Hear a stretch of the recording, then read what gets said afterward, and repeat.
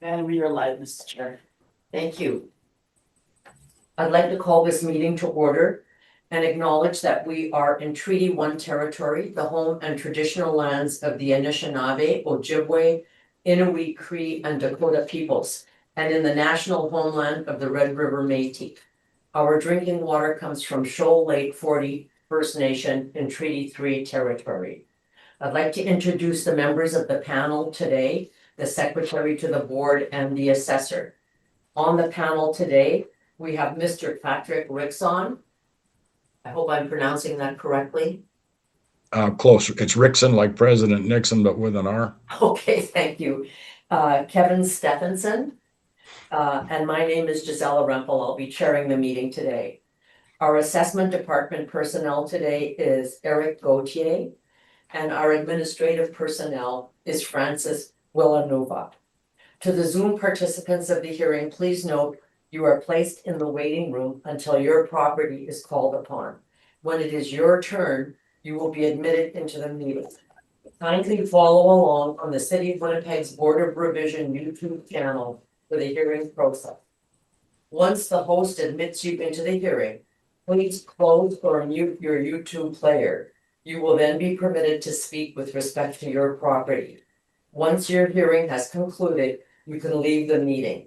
We will be hearing applications for revision of the assessment roll in accordance with the Municipal Act. The matters for which revision is requested have been described in each application, and we will limit discussion to those matters. The statements that are made at this meeting are sworn testimony, and anyone speaking to the matters must be sworn in.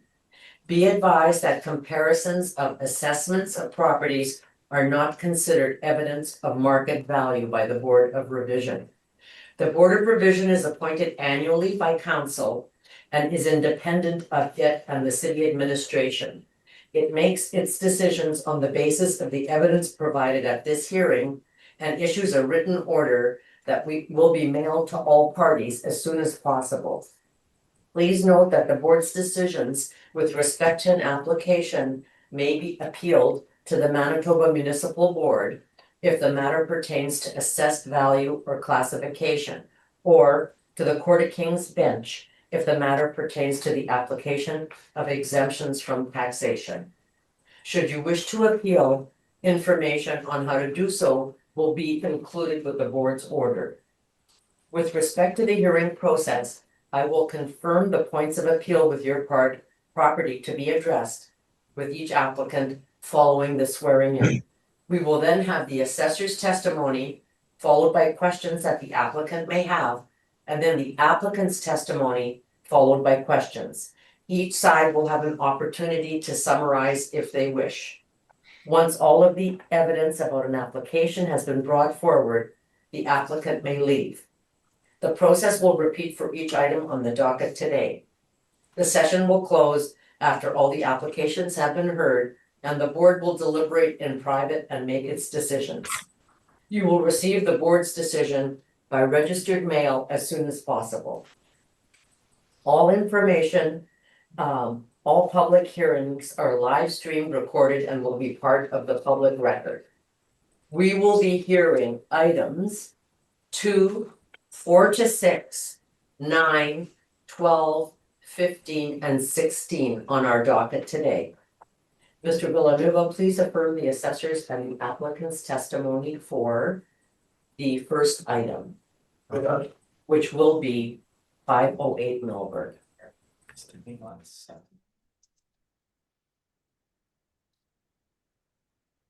Okay. Mr. Assessor, please state your full name. Eric Gauthier. Thank you. And you affirm that the evidence you're about to give us this hearing is the truth, the whole truth, and nothing but the truth. Always to the best of my ability, yes. Thank you. Please be seated. Okay. Good. So there's no applicant. There is no applicant, Yes. so they have not responded. Okay, we will move item 2 to the end of the docket today, and then proceed with the next item in the event that the applicant does respond to you. So the next item on the docket would be number 4, which is 601 Castle Avenue. I think that is this gentleman. Mr. Stelmack, please come have a seat up here. And just please stay standing and I will. He's going to swear you in. Yes. Mr. Applicant, please state your full name. Excuse me, Please state your full name. Your name. Your name?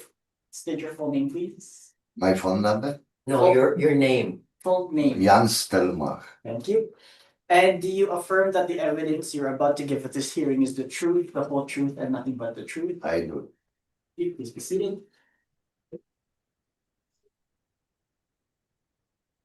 Okay, Mr. Gauthier, please present your information for the property at 601 Castle Avenue, where we are looking at the amount of assessed value today.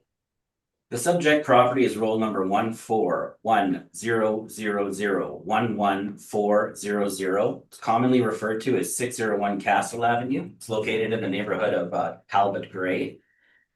It is an infill bi-level, single-family home built in 2005. We have it in fairly original condition. The living area is 1,122 square feet. It does have a full basement with basement finish, 2 full baths, 1 half bath, no extra showers. We have no central air conditioning on file, no fireplaces. We do have a multiple attached garage, no detached garages, no pools, no sunrooms. It's located on an unusually large plot of land for the neighborhood, 6,947 square feet. Our 2027 assessed value, I'll remind this panel, this board, is based on an April 1st, 2025 market valuation date. Our model came in at 441,000 for the assessed value. Today I'm presenting 4 comparables. I tried to find infills in that neighborhood, so a little bit tough, not perfect, but I'll show you what I have. They're all single family homes, either bi-levels or bungalows. Single family homes, and they're built between 2005 and 2019. Square footage is in the range of the subject. So basically my range is at the low end 1,009 square feet, at the high end 1,101 square feet. They all have full basements with basement finish. Full baths range between 1 and 2, half baths range between 1 and 2, extra showers range between 1 and 2. Central air conditioning is present on 3 of the 4 comparables. No comparable 2 does not have AC. No fireplaces. As far as attached garages, only the comparable at 515 Castle, comparable number 1, has a multiple attached garage, like the subject. As far as detached garages, only comparable 2 has a multiple detached garage. No pools, no sunrooms. Note there's a big discrepancy in land compared to the subject. Subject's kind of on a sort of double wide lot, and your standard lot in the area is, you're between 2,500 square feet and 3,000-4,000 square feet. So there's a range there, as you can see, but most of the comparables are on standard size lots for the neighborhood. The sale took place between spring of 2023 to end of summer of 2024. The sales price, pretty tight range here. At the bottom end, I have 340 for comparable number 4. And at the higher end, I have 382, the sale price for comparable number 2. That translates to a sale price per square foot range of, at the low end, I got 300 and I'm going to be rounding here. So 330 at the low end, and at the high end, I have 358 a square foot. The time adjusted sale price. So when we bring these sales forward to our valuation date of April 1st, 2025, many of them require substantial time adjustments as the market is trending upwards. We have a range there of 367 time adjusted sale price all the way to 405,000. That translates to a sale price per square foot range of 364 a square foot, all the way to 385 a square foot.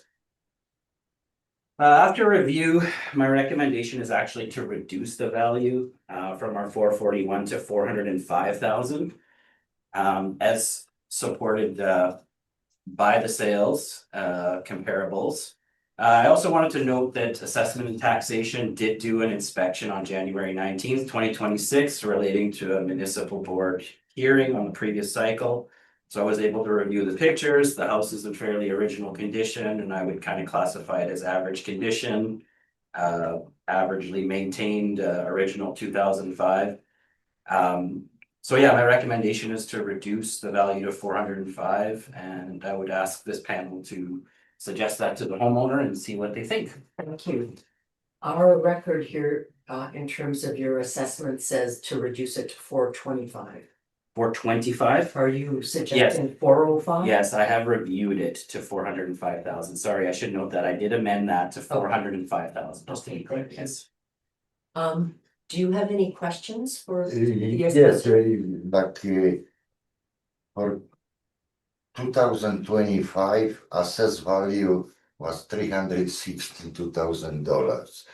And I put appeal, and from Manitoba Municipal Board, lady named Patricia Bishop came to my house, checked inside, outside, and she revised assessment to 340,000.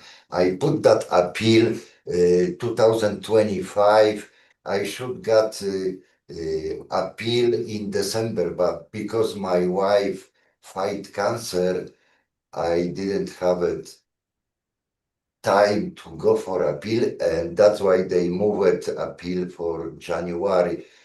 At that time, I got like spare Mr. couple days for. Mr. Stelmack, you're gonna have a chance to present all of this to us, but right now, we're asking if you have any questions for the assessor at all from what he said. From what I presented. Yeah, Yeah, what he presented. I talked with you by phone, Correct. and you already suggested that my house for $380,000, right? No, I'm suggesting 405,000. I did speak to No, you. you told me by phone 380,000. I got on my phone, and I tell you that it's a little bit too much, like 375. Every single house in that area was going up about 11%. Why my house is going like 20, almost 29% up from 340,000 to 441,000?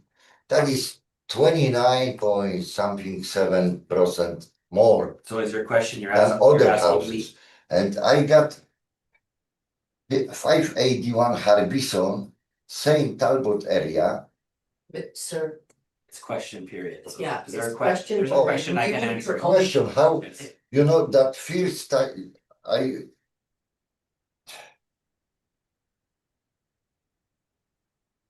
I tell you that my suggestion to you by phone was like 375, you said 380.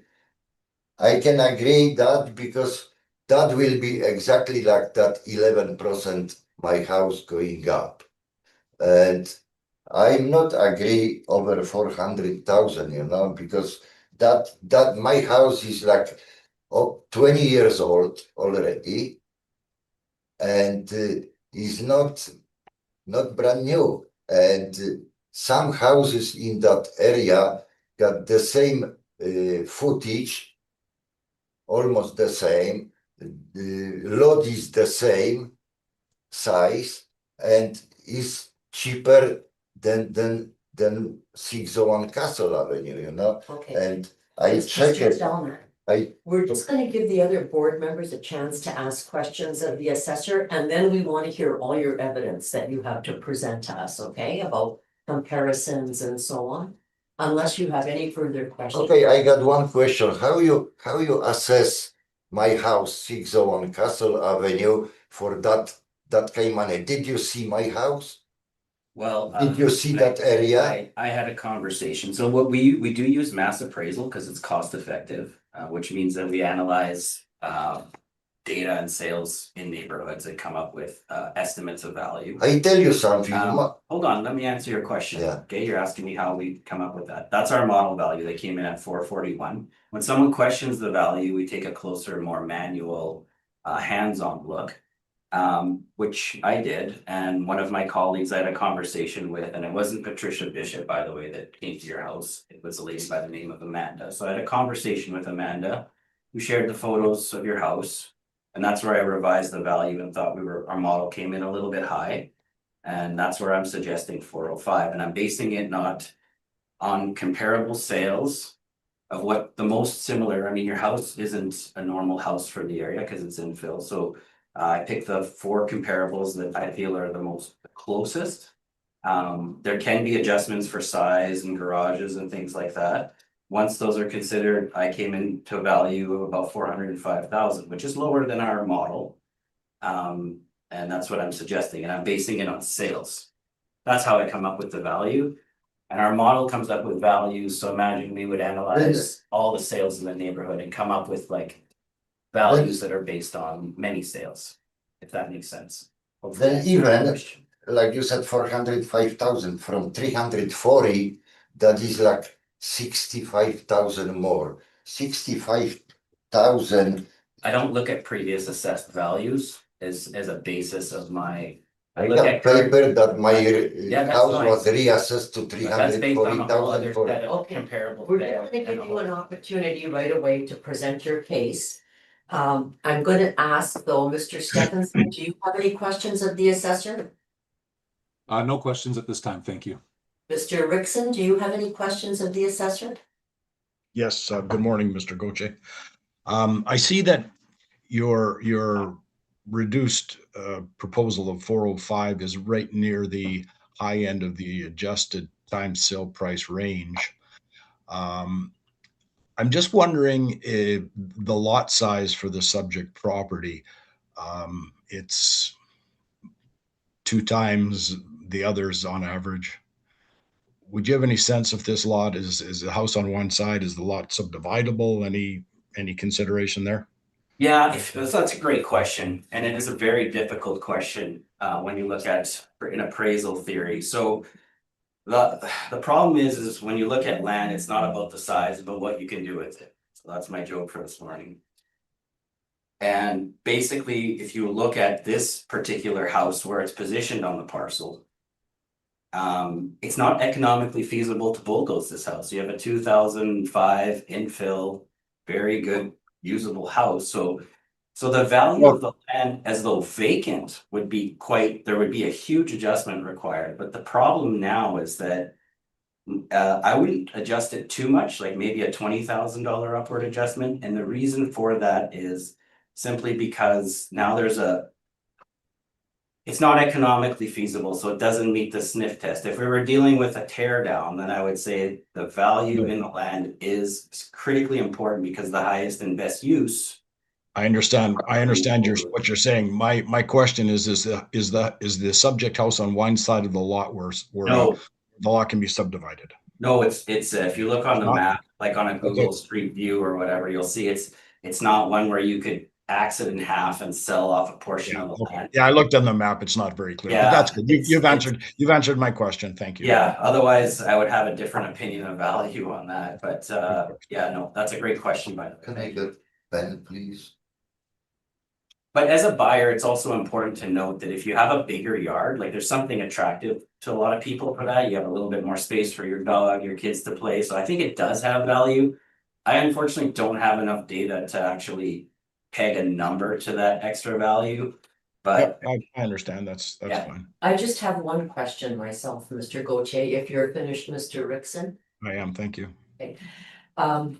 Stelmach indicated that when you were having conversations, or I don't know if you were texting or having conversations, that you had indicated $380,000. Is that I don't. what in fact happened? I actually wrote down here that homeowner wanted 360,000 based on no comps. So when I had a conversation with the appellant, there was a lot of talk of neighborhood crime, this, that, the other, but no actual market. I have to be subjective and use market data. So when I have conversations with homeowners, who give me information that's not market data related, I can't utilize that. You know So, what? and the other thing I wanna note to this panel is I explain sometimes- our, Just a moment, please. sometimes, when we have conversations with homeowners and appellants, we can suggest a value that is, that has no prejudice. In other words, we can say, if you're for the ease of the process, we're possibly willing to go to this value. But when you're dealing like that with no prejudice, it means that that value doesn't stand. Like, there was no official deal made at any value. I did note here that he was looking for 360. I felt like that's too low for that house based on the sales that I have. So I decided to come to this board and let the board decide. And did you mention 380? I don't In your recall, I discussions? don't recall mentioning, I can know I, it here. can I 360. explain our It's possible. conversation Yeah, by phone? get your chance right away.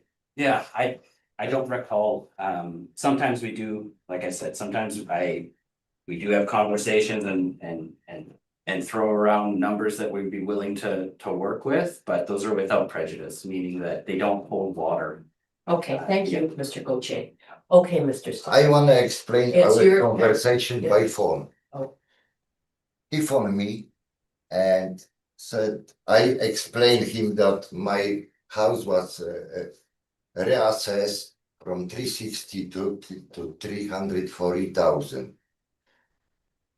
And that was January 20, 2026. And he asked me by phone, how you thinking your house is worth it? I said, some like 370,000. And after that, he told me, how about 380? Okay. I said, okay. Because even 380, that is exactly like 11% going up as my house, you know. But 405 compared to 340,000, that is almost 20% up. I'm not agree that my house is worth it that much money. It's 20 years old. I know that everybody knows that is not perfect area, that is Elmwood. But same area, like 581 Harbison is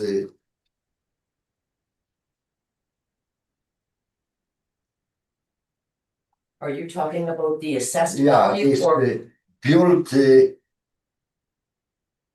2005, 1066 square feet, compared to my 1122 feet, and he was sold for $382 in 2024. Assessed value was 383,000.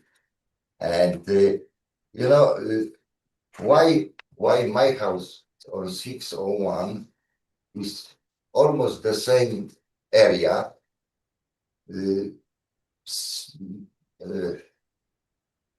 like 1066 square feet, my is 1100 square feet. It's like almost 60,000 estimate more. I know that all the time I got in my assessment that I got two lots, but that is not true, because when I buy it, that possession, that was house, little house, center on that lot. And before that owner died, he got two sons, and he gave it 50-50 to both of them. But that was one lot at that time. And when I buy it, then now I recognize that city tell me that I have it two lots. I buy it like one lot because house was on the center, and I demolished that house and I built I built myself. And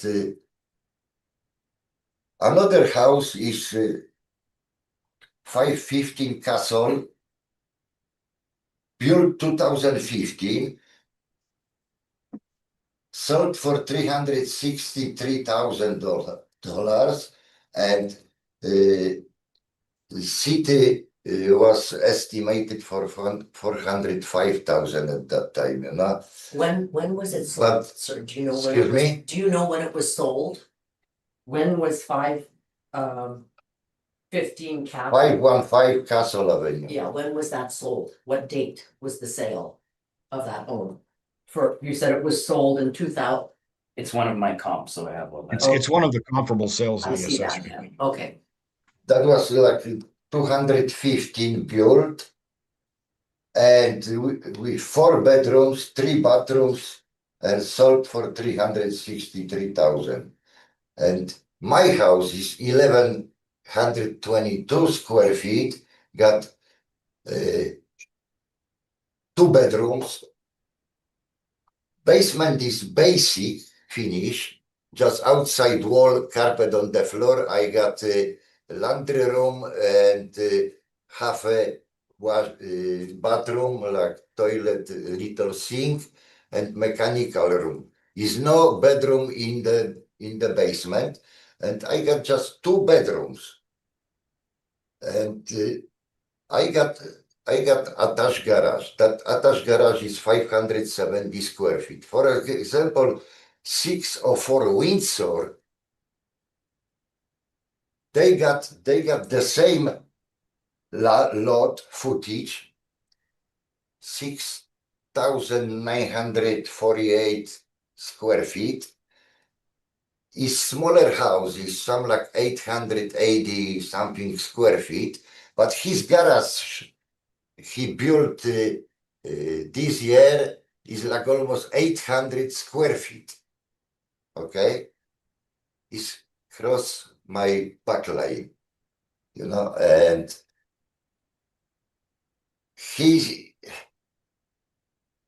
is full renovated, you know.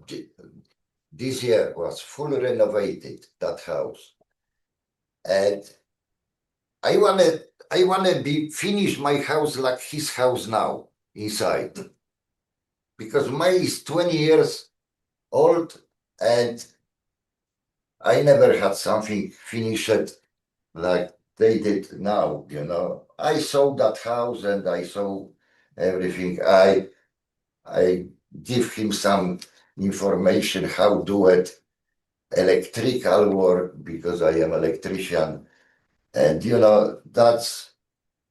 and do you have sales information for that house? For 605 Windsor? Excuse me? Do you have sales information for that house? Like when was that house sold? Which one? 605 Windsor, is that not the one you're? Six of our, he's not sold. Oh, He was sold so many years ago, but they renovate that house Okay. completely, and his lot is the same size like mine. Oh. Even his lot is one square foot bigger than mine. House is smaller, but garage is almost the same size like his house, you know. And if, I don't know why it's so disproportional, like, you know, 405,000, like you suggested, that is like 19% increase from 340,000. That is too much. Like you suggested by phone, 380,000. I agree, because that is 11.5% increase value my house. I agree with that, but I'm not agree over $400,000, you know. Okay. Actually, I tell you, that's my wife fight 2 years cancer, and actually doctor told her, where you live, Helmut. And that doctor knew it, how quality air is over there. From mushroom factory, for dog factory, all smell going over there, and that smell actually helped to kill my wife. I'm sorry for your loss. And she finally passed away this year, April. That's why I didn't have it even time I'm Understood. so short and Well, thank you so much for your presentation. And I'm now going to ask if the assessor has any questions. I don't have any more question, because I know how I talk with this man by phone and I know his suggestion about price my house. He said 300, how about 380,000? I said, okay. Okay. Now I'm gonna ask the assessor if he's got any questions for you, okay? Okay. Mr. Gauthier? In the event that I did make a Sorry. suggestion of value. That was just we would- one first lady from municipal, Manitoba Municipal Board who visited my house and he really see my house and around my house, my neighboring and everything about my house. She knew it. That's why she reassessed my house from 362,000 to 340,000. Thank you. Thank Thanks. you very much. Mr. Gauthier? I just have basically one question, and it's the same question I asked you on the phone, is do you have any market evidence, as in sales of homes that support the value that you're suggesting? That's my question.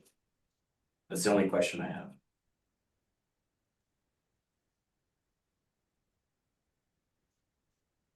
I think that 2 properties were mentioned here.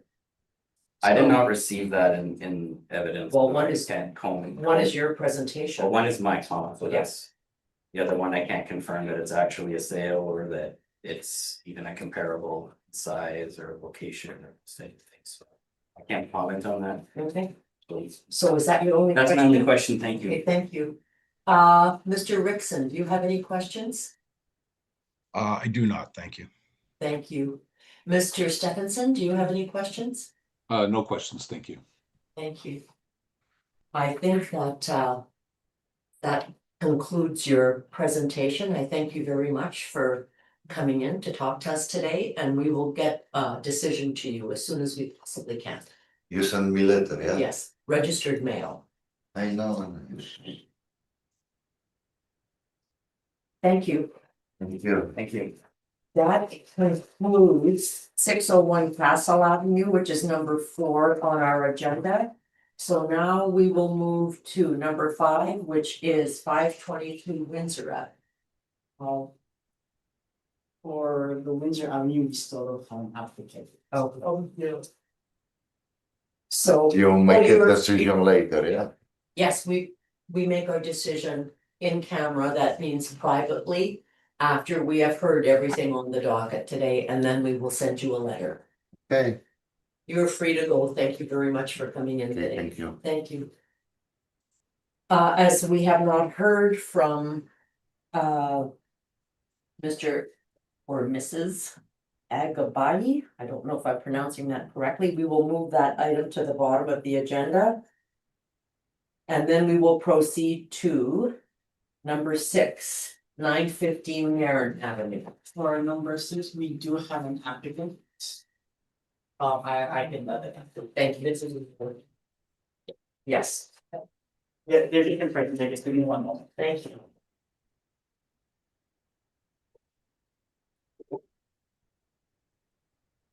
Oh, you're a bit really some Jason.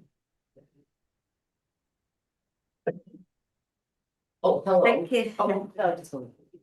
I'm here. Yes. Or you can sit in your own chair if you would like, if that's Yeah. more convenient, but could you just stand for one moment? Yes. Because I would like to have our secretary swear you in. Yes. please. Yeah.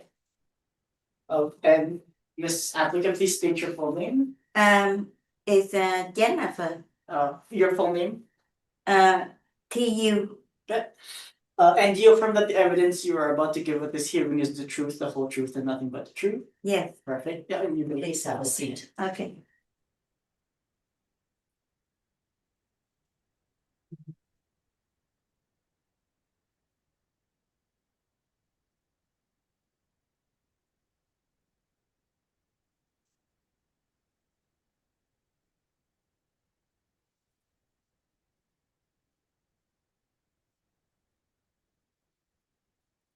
Um. Can I provide my evidence? I understand that your evidence was presented late, Yes, so we will deal with that in a moment. So please have a seat. okay. Because I out of town, I did not know that they setting okay today. There you go. Okay, Mr. Assessor, would you like to present your evidence, please? The subject property is roll number 140934840000, commonly referred to as 915 Narren Avenue, located in the neighborhood of East Elmwood. It's a one-story, single-family home built in 1954. We have 936 square feet of living space above grade. We do have a full basement with no basement finish. We have one full bath. No half baths. We do have central AC on file, no fireplaces, no attached garages, no detached garages, no pools, no sunrooms. It's located on a typical plot of land for Narren Avenue.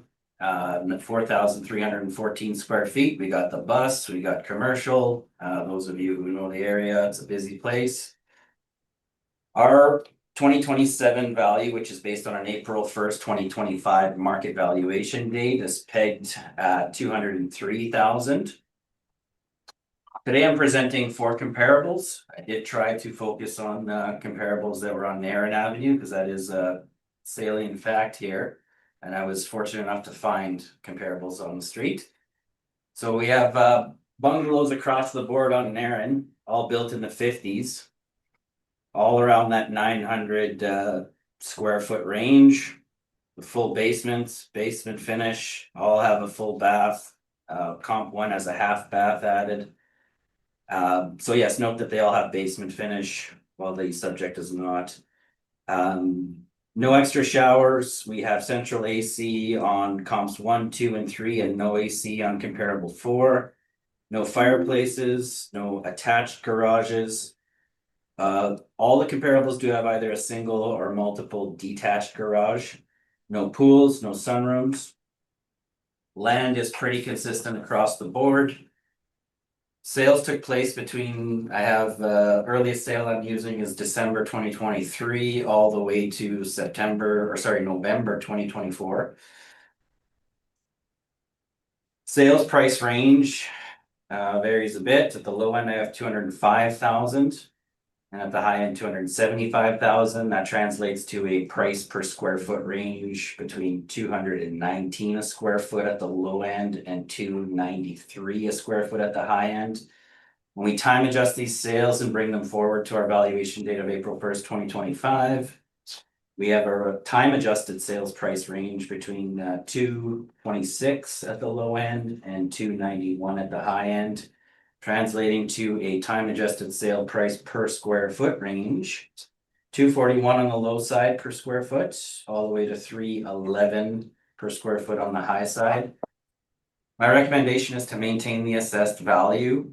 Note that the lower assessed value is to account for known condition issues. So this property has been under appeal in the past.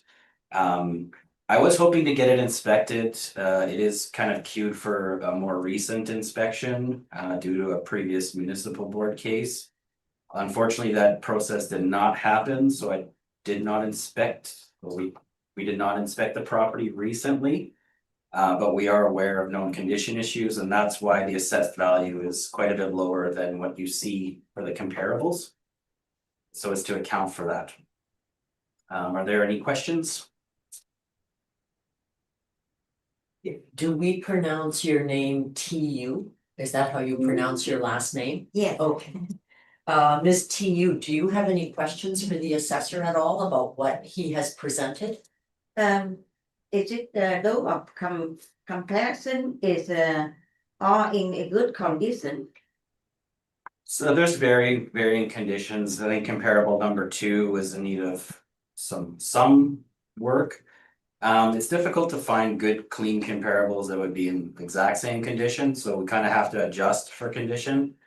So that's why here, when you see the range all the way, I would say if the house was an average to normal condition, it could be worth, high 2s. But considering that we know that we've been in communication with you and we know the condition of the property, we feel like it's worth 203,000. Is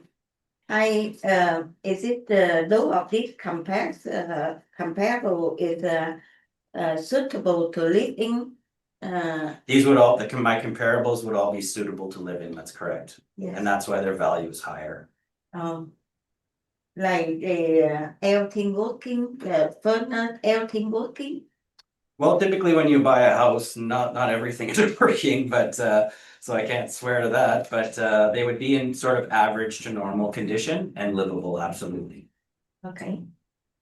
No more further question, John? Thank you. Yeah. Mr. Stephenson, do you have any questions? No questions, thank you. Mr. Rickson, do you have any questions? No, I have no questions. Thank you. Okay, thank you. I'm just wondering, Mr. Gauthier, if you can explain what some of the conditions are that make this property a lower value than the others that you have used as comparisons. That's a good question. I was hoping someone would ask. So the information I have is a little bit outdated. So in other words, we have it scheduled for an inspection coming up. Okay, So the last we've known, so and I checked, there hasn't been any recent permit activity or anything like that. The house is not, in my opinion, in a livable state. Does have some cracking in the stucco. It is quite dated. It's a lot of work. So it's basically a pretty serious fixer upper. As far as livability, my understanding, I'm not sure, we'll have to clarify that with the appellant, but there may be some plumbing that's been stolen or disconnected. There's some missing cabinetry. But once again, I have not, this is based on 2022 pictures that were submitted and previous inspections from years ago. I'm assuming it's in the same condition, and that is an assumption that's baked in on my part here because I was not able to get into it to get a more recent update. So it does need a lot of work, and that's kind of priced in to our low assessment. Hope that answers the question. thank you. And I have no further questions, so Ms. TU, I know that your evidence was submitted late. Yeah. And it should have been submitted by the 13th of August, I believe it was. Okay, and it was received yesterday. Yeah, So because can you tell me the reason why it was submitted late? because I out of town. I just back from Winnipeg on Sunday only. Therefore, I see the letter from Creek Department, and this happened, never had this happened before on board revision. We just submit the evidence in the same day, and this year is differently, and I did not know that the board, the city Creek Department did not let me know everything about that. So therefore, I did not know. But however, I do bring. Before you present anything. Yeah. We're going to have to just take a brief recess here to decide whether we're gonna hear your late evidence. Yeah. Because, you know, the city is pretty strict about allowing late evidence to be shared with us. So we're going to have to do an in-camera decision with just the board members. So if I could ask you, Mr. Gauthier, and you can stay in your chair Yeah. if you need some help to go out, maybe Francis, you can do that. Thank you. Yeah, I can just push out. Thank you. And you'll shut off the audio and video? Yes. Thank you. I left the door open. Perfect. See you. And we are live, and I will. Thank you. The board has decided that we are going to allow your evidence. Yes. So it's just going to be loaded now. And you have copies that you would like to share with the members here, or? Yes. Yes. I have printed one. Yeah, I give you the color picture. Color. Or you see, And later I need that back. I'll take color. Yeah, and with a PC, I can get the cursor back. Yes, oh, sure, of course. Yeah. Thank you. Here is black and white, so That's something. yeah.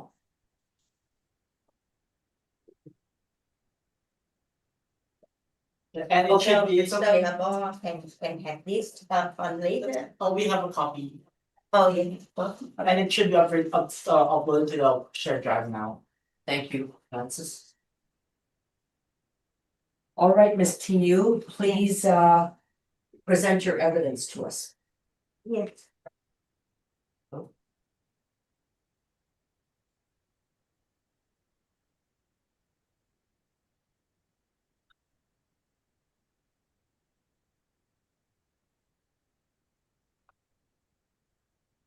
Yes, as you can see, it's my house is 915 there, and in here you can see even comparison to next house. Is this house is so it's really old. Even outside the picture Mhm. and below is the cabinet is so it's missing two door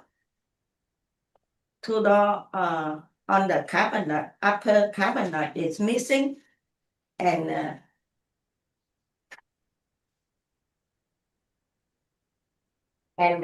the foundation of this house is sinking badly. That's why I called the sidewalk at the side of the building is sinking to 25-degree angle to go to the building, and you can see cause the foundation sinking, cause the steel door on front of the house is cannot close it because the foundation sinking, and the steel door cannot close completely, so need to cut it, but we can cut the steel door, right? So you can see the picture, the opening, you can see on the side. Yes, I see the pictures. And it looks like there's a lot of work that needs to take place on your house. Yes, And I notice there's a quote that you've attached for the Yes. work that needs to take Yes. place. yes, Do you want to just take us through that quote? okay.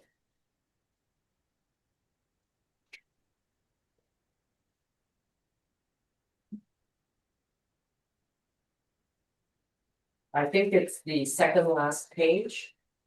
Yes. Yes, like that this house need a new roof because the roof is in a bad shape now. They cause they leaking inside the building, cause especially in the washroom. They cause all the drywall get damaged, and for the door and the window is really old. To change the window and the door to keep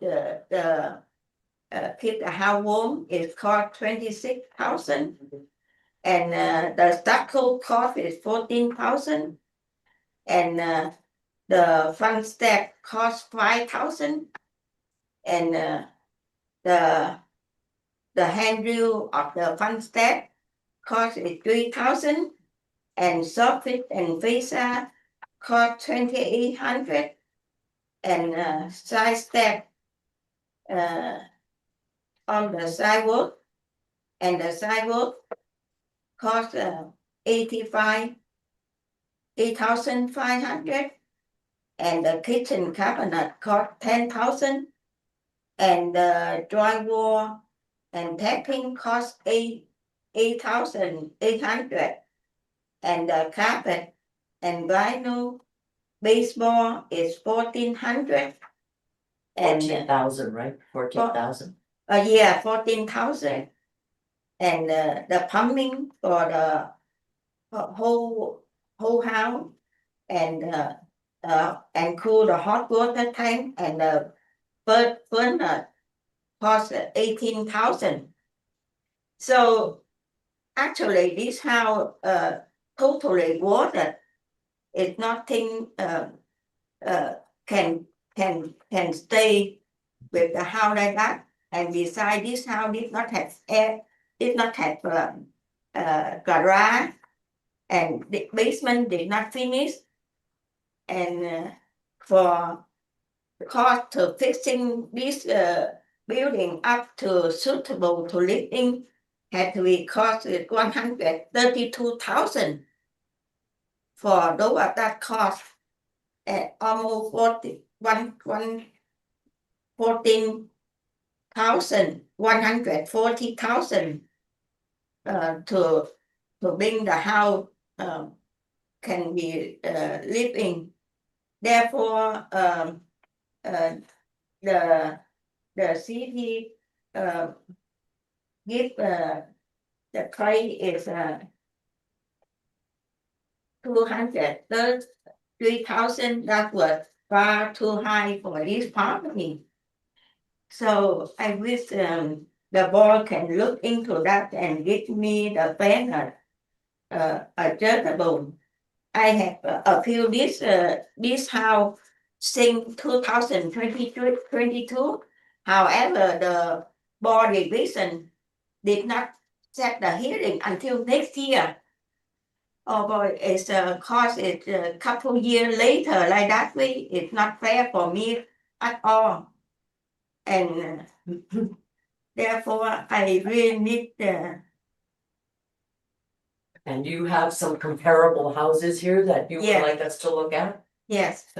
And as you can see, though of this house is even they smaller, but they was everything is good. Is and they beside that they have a single detached garage. They have garage. They have everything like the heating, everything is working, and for compared to mine, it's nothing working. And those of this comparison that I is they sold only 125,000 at the and the first comparison is 414. Yeah, we've got it. Yeah. Got it, thank you. And the second one only sell for 150,000 only. And the third one they sell in 2003 only 160,000. So it's and though of this house is good condition, and they sell is not, as you can see, it's compared to my property that was too high.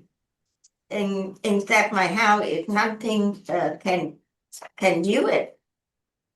Everything had to be they do over, and cost like that was too high. Okay, thank you very much for your presentation. Yeah.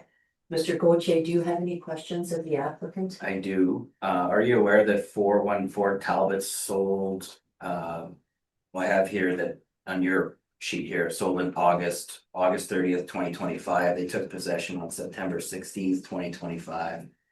Yeah. That sale is not admissible because it is after our reference date. Are you aware of that? No, I asked the real estate help me on this point because I don't have the Okay, so you weren't aware. So the reference date, perhaps you could advise the applicant. how much they sell for that. Well, this isn't Jennifer's first rodeo, so she knows. But anyways, this one. tell the applicant when the reference. The date reference is? date is April 1st, 2025, as you know, yes. Thank you. April 25, yes, April 1st, 2025, yeah. yes, and So- they sell so- one So no 25. sales after that date are admissible.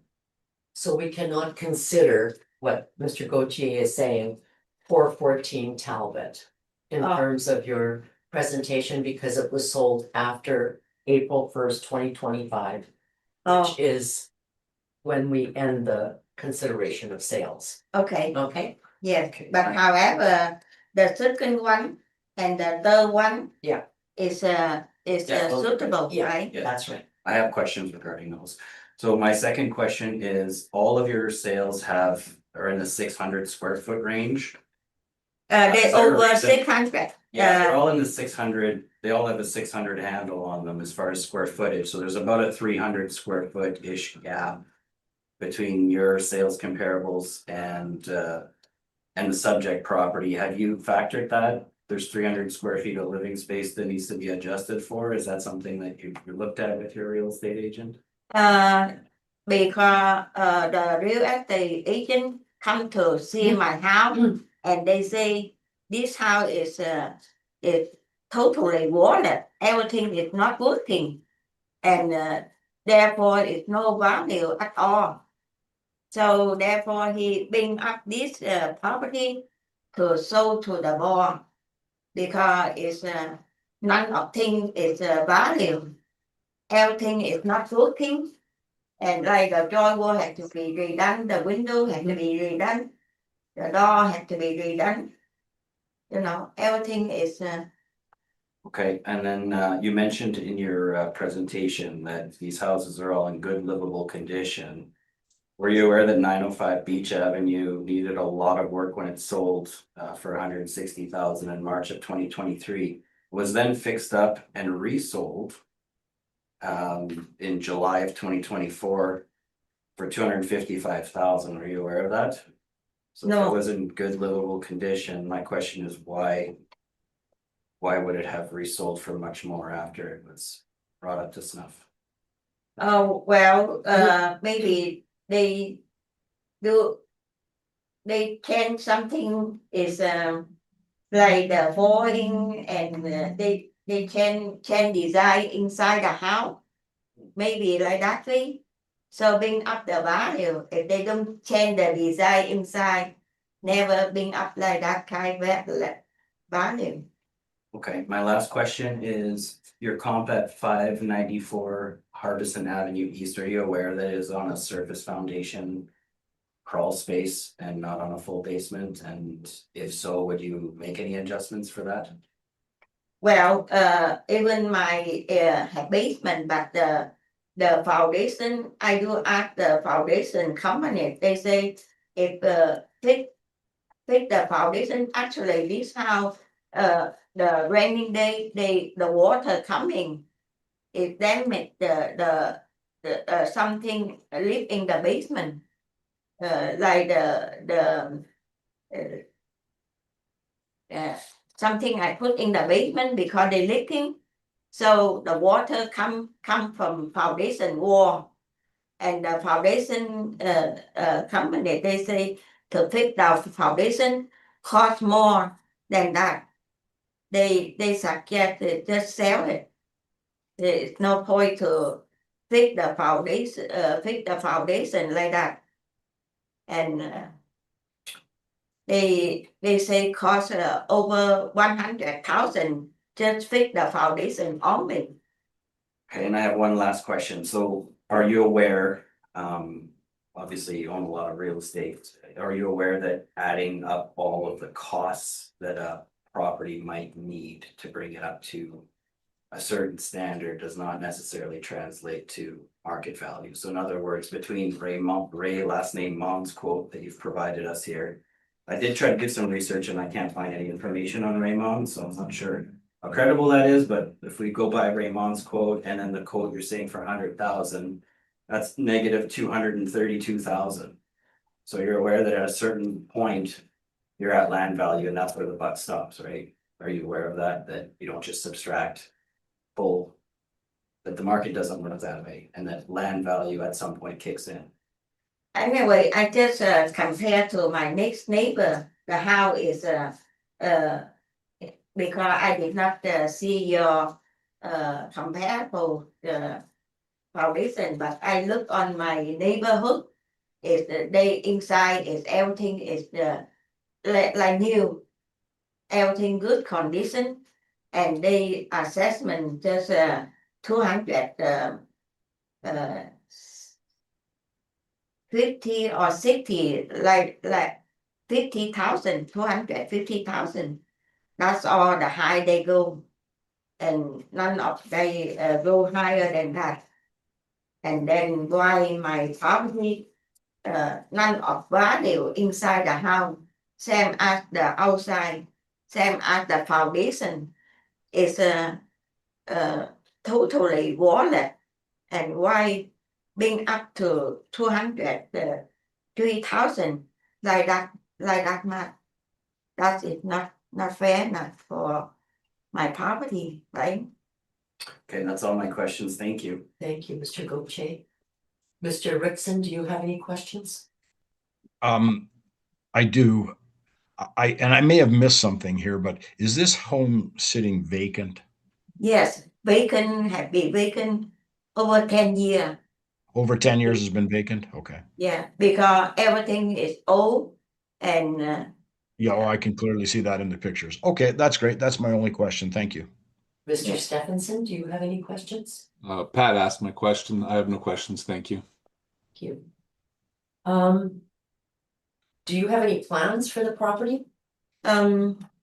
because I and my husband was on divorce condition, we just divorced, so I may go to sell it. Okay, that's all my questions. Yeah. So I think that brings us to the end of the hearing for your property.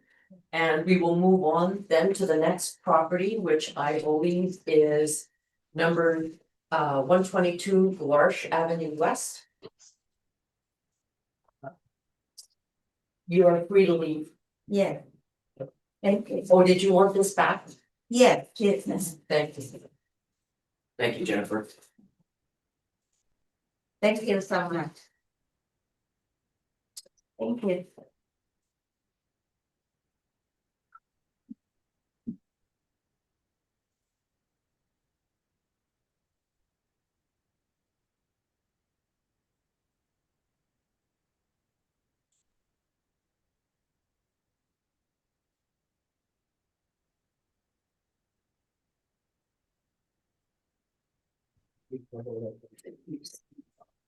Kicking me out.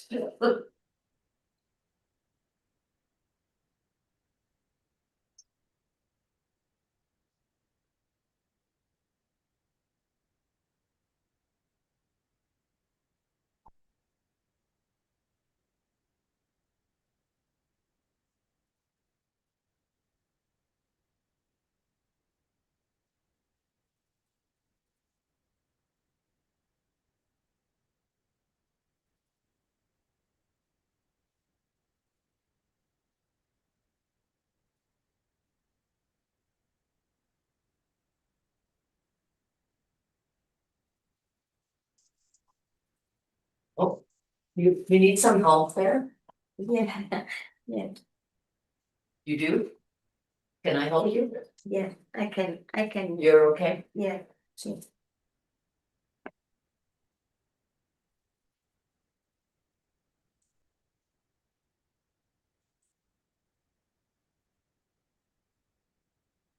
Thank you. Thank you very much. Have a good day. Yes.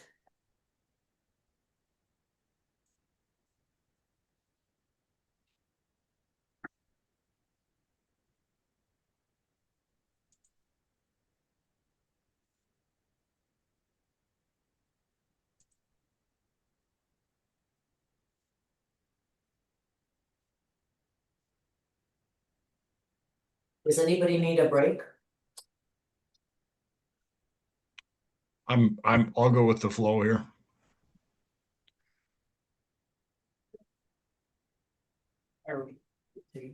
Okay, let's go on to number 9.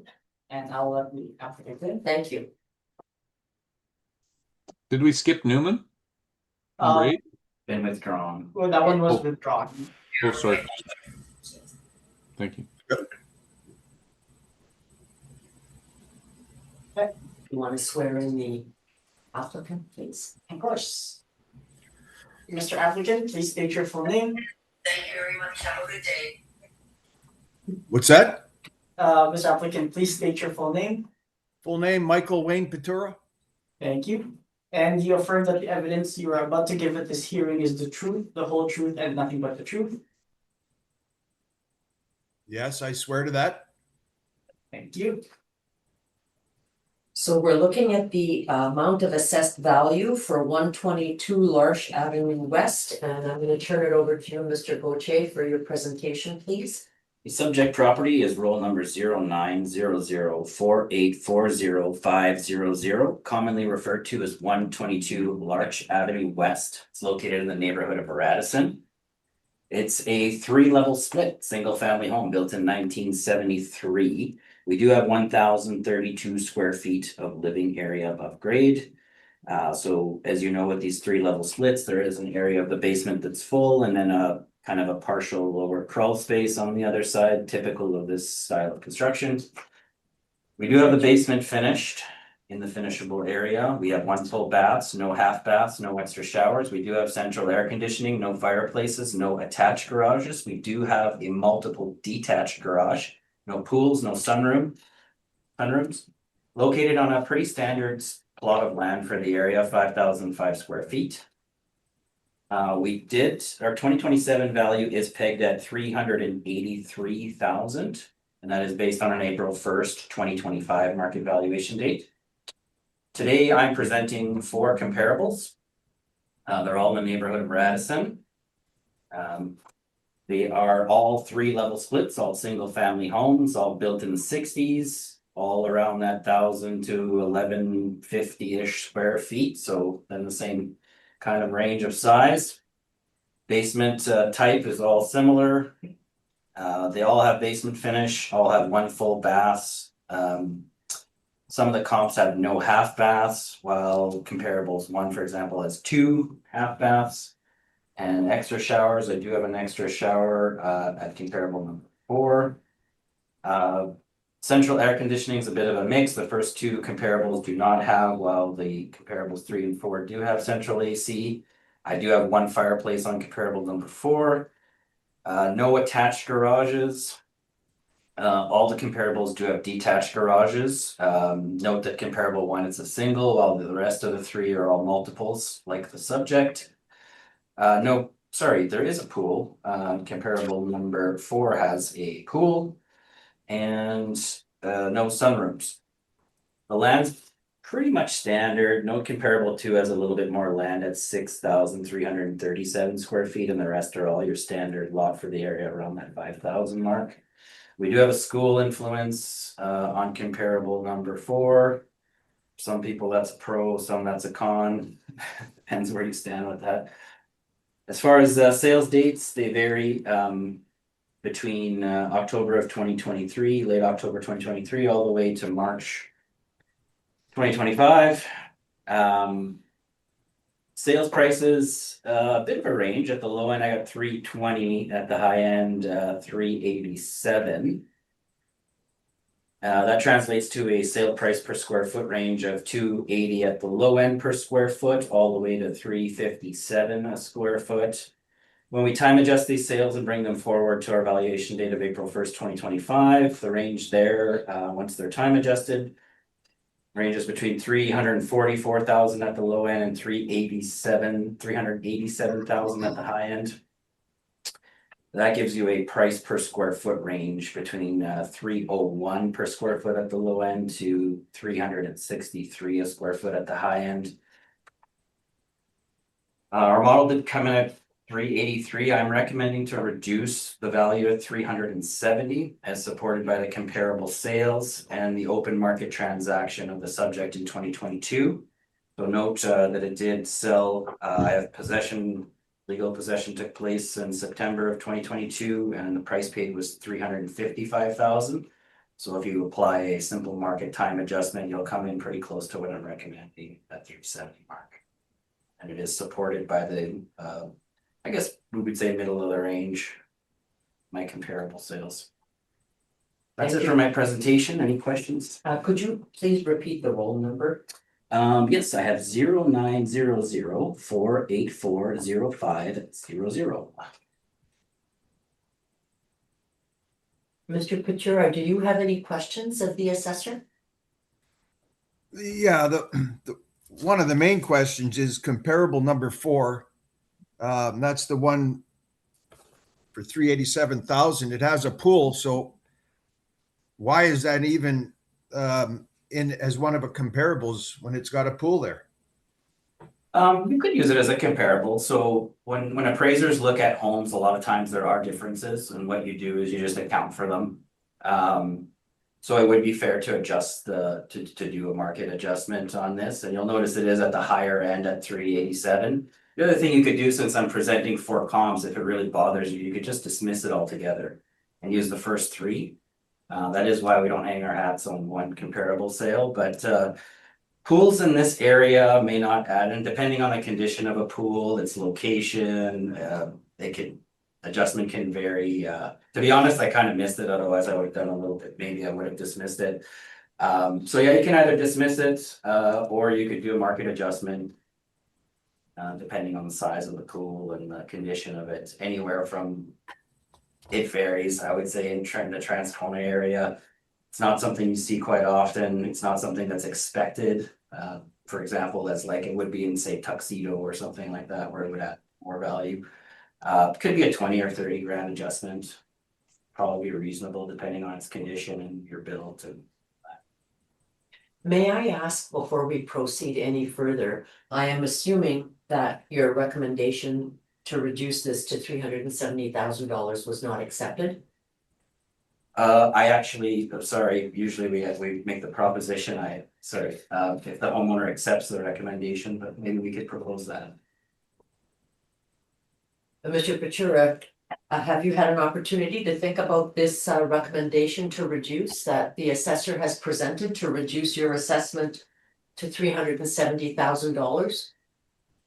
I did have, yeah, I've been thinking about that, and I definitely appreciate the lower value, but I believe it should be even lower, and that's with my evidence as to the properties that I have found. Okay, well, we'll listen to your presentation in a moment, but do you Okay. have any further questions for the assessor before we proceed with that? Yeah, I do have a comment also. Comparable number 1. Correct me if I'm wrong, but you have a single detached garage. From what I looked at, it looks like more like a double attached garage. Double detached garage, pardon me.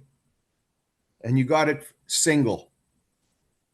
I can't actually confirm that is 100% correct. We do have bad data sometimes. Sometimes we have a single garage and maybe a homeowner decided to tear it down and build another one without us knowing. So it is possible. We certainly can take your word for it if that's the case, something I could look into, but I don't have the exact square footage or dimensions here. I just have it noted as a single, and it is possible. We do have bad data sometimes. Okay. And why is it mentioned about the last sale of the house and what it sold for? What is that to do with? What does that have to do with anything? Because the best gauge of market value is the market itself. So when you present a home on the open market, especially inside or very close to our reference period, it is a salient fact. And it is, in my opinion, we don't have that luxury in a lot of homes where we're assessing, but in my opinion, the market is typically the best gauge of market value. Would you not agree? I would comment that sometimes prices are inflated due to possibly people having extra bidding on the homes, making it possibly a higher price due to the people bidding on the home. those are the realities of the marketplace. So the way real estate transacts is the market forces, and if you have multiple offers, I mean, I was a buyer not too long ago and I felt the same way you feel, is we were overpaying, but and the reality is if you have comparable sales and they show a certain value and everyone seems to be paying that, that's the reality of the marketplace. And the best gauge is the actual subject property selling on the open market, in my opinion. Any further questions, Mr. Ventura, for the assessor? One other question in regards to the adjusted price. Why do we have to include that in when we're comparing homes sold out of the 25 residential sale book, and then you go to the adjusted price? Why are we using market time adjustments? That's a Yes. good question. So basically, we look at a 2-year window when we build our valuation models. So we reassess all the properties in Winnipeg every 2 years. So for example, if a market region or an area like yours is up, we have certain areas that were up 18% over the course of 2 years. Some up 13%. I just went through a presentation with Jeremy Davis from the Winnipeg Real Estate Board, and just kind of an interesting fact is Winnipeg across the board, single family homes over a 2-year period, 2023 over to 2025, the average increase is about 13.4%, according to the Winnipeg Real Estate Board, not the city of Winnipeg. So it's really disingenuous to take a sale, like I presented you a comparable from October of 2023, but our valuation date stated in the Municipal Assessment Act is April 1st, 2024. So I guess my question to you, would it be disingenuous to use a 2-year-old sale while the market is clipping at 5+% a year and not time adjusted? I think it's Mr. Pachura's chance to ask you questions at this stage of the. So hopefully that answers the question, Mr. Pachura. Time adjustments are necessary.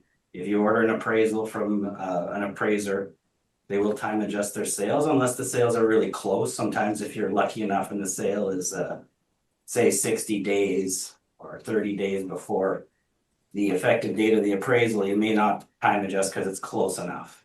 But when you're dealing with a year or two gone by, it's a very important fact. Time adjust either downwards or upwards as the market is showing. Okay, I have just one more question.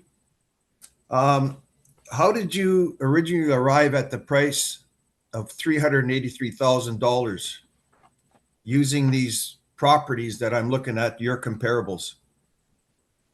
Well, I don't really have time for a crash course in mass appraisal, but we use mass appraisal. So what that basically is, the simplest, quickest way I can explain that is, so at the city, we have to we can't hire 1,000 appraisers to go manually appraise every property. That's just not financially feasible. And then all of your tax money, instead of going to your city, would go towards that system. So what we do is we try to build a cost-effective way to estimate market values. And mass appraisal is really the key and best way to do that. Is it perfect? No. Does it work for the most part? Yes. What it is, imagine we take all the sales of 3-level splits in Radisson, throw them all in a blender, and come up with values per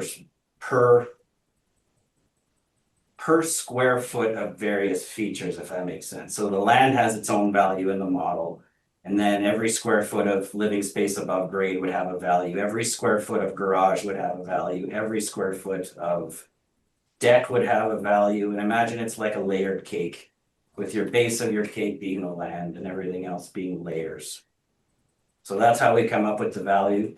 Is it perfect? No. Does it work for the most part? Yes. Are we generally within 5 to 10%, which is the mass appraisal standards? Absolutely. Are there properties that will never get right because you can't model them because they're too unique? Yes. Is the short answer that 383 is what came up in the mass appraisal?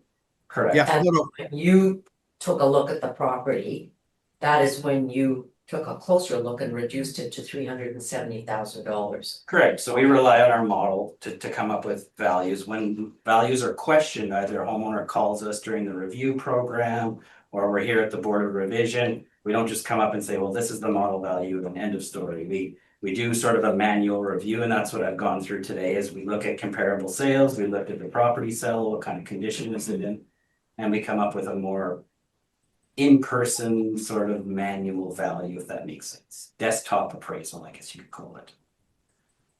I understand that. You can't check every property. I understand that. That's fine. Thank you. Mr. Stephenson, do you have any questions of the appraiser? No questions, thank you. Mr. Rickson, do you have any questions of the appraiser? I do. The comparable for with the pool, I think everybody agrees that perhaps it shouldn't have been included. Lots of people don't want pools, but those who do want them will pay a big buck for them. So that's kind of my experience. So if we take that one out, we've got these other three: October of 23, May of 24, May of 24. So we're talking a year to a year and a half prior to the April 1st effective date of the assessment. I wonder, are there not more recent sales? Obviously, you're looking in this specific area, but what about expanding? Is that something that you do? Do you go to, say, Mission Gardens, where there's a 3-level split that's a similar vintage in a comparable area? I would like to see more comparables. Do you do that as assessors? Do you go to other areas to find more recent evidence? Generally, I like staying within neighborhood and building type. Those are my two main criterias. The problem with Mission Gardens for the most part is you might not find 1962 construction. Now you're getting into the weeds with location adjustment. This is 1973 construction, but 1970s, yeah, 1960s. Those 3-level splits kind of have that era. The other thing with 3-level splits is sometimes you're just lucky to find comparables. Like sometimes we get them in Windsor Park and there's not a lot. No, I clearly understand. I clearly understand that. But my question is, would you go to Mission Gardens or would you go to other areas of Transcona to see a more recent sale? Not if I have comparables in the vicinity of the subject. You don't feel you don't feel a more recent sale in another area is better evidence than a 1.5-year-old sale in the. Well, if you're into recent sales, I would suggest a time adjustment to adjust for the pool on comparable number 4. You don't get any more recent than March of 2025. It's spot on. Yeah, but you've already acknowledged that the property with the pool may not or shouldn't have been even included. But well, I don't know. Anyway. It shouldn't have been, but I mean, Okay. it does have a pool, so you can adjust for that. So appraisers adjust for differences all the time. It's standard procedure. So sometimes you have a subject property that doesn't have a garage, well, you adjust for it. And if you have a better comp, that's great. No, my question was just concerning time. I just want to know if you think that a more recent sale in a comparable area is better evidence than a 1.5-year-old sale in the subject area. I would say no, because time adjustments are extremely reliable. And the reason I say time adjustments are extremely reliable is because we use a lot of sales data to come up with them. So I would rather time adjust apples to apples than start comparing apples and pineapples. Because all right, thank you very much. Neighborhoods, then we're into the weeds with location adjustments, and those can be in built-up areas. Those can be really difficult adjustments to peg a value to. If you don't have the land sales to prove. Well, unless it's an area that's comparable that doesn't require an adjustment, but. I agree, yeah. An argument for another day. Thank you very much. Thank you. I just have one confirmation to make. You indicated that in terms of your last comparison there with the pool, that normally if a pool was in good condition, it would be about $20,000 that you would. No. In some areas, you can adjust. Pools can cost over $100,000. So if I'm adjusting for a pool in Tuxedo, it could be $100,000. But this isn't Tuxedo.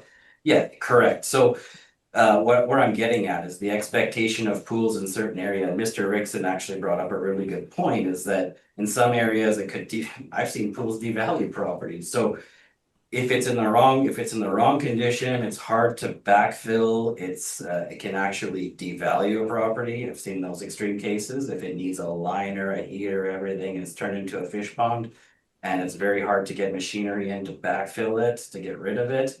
It can actually be a liability and bring down the property value. And I've seen the opposite, where you have a brand new pool in an area where the expectation is to have a pool. won't name any neighborhoods, but in certain neighborhoods, it's a definite bonus and a plus and almost an expectation. In this neighborhood, I would say it's an anomaly, and it could go as far as devaluing this property. So it is a curveball, and I prefer, like I've said before, if it bothers people or if we're having trouble with that adjustment, just use the first three comparables. Okay, we'll turn it over to you for your presentation, please, Mr. Kachura. Okay. The information I collected was found in the 2025 residential sales, and I have 6 comparable properties sold between 09-23 to 05-24. Sale prices ranging from $319,000 to $353,000. And all properties are TL3 level split, same as my building. All properties are in the Transcona area like mine. The living area of homes range from 1020 square feet to 1176 square feet, with my home at 1032 square feet. Assessed land areas range from 5,000 square feet to 6,793 square feet, with my home at 5,005 square feet. And the water frontage and sewer frontage measurements range from 60 feet/60 feet to 44 feet/44 feet, with my home at 50 feet/50 feet. All properties have detached garages like mine. All properties have finished basements like mine. And then I have a list of the properties with the sale price. If you want me to name the addresses of the properties. No, I see them there. Thank you, unless somebody else would like that information. We've Okay. got it in writing. Okay. And as far as the adjusted, is it adjusted sale price? Is that what we call it? That's right. So I also have that information, and the 6 properties I have, the adjusted price ranges from the low end of $344,000 to $370,500. And if I averaged all those properties, I have come to an average of $357,000, $357,100. An average of all 6 prices with the adjustment. So therefore, I would like to see my assessment value at the $360,000 range. Thank you for your presentation. Mr. Gauthier, do you have any questions for Mr. Kachura? I do. I noticed that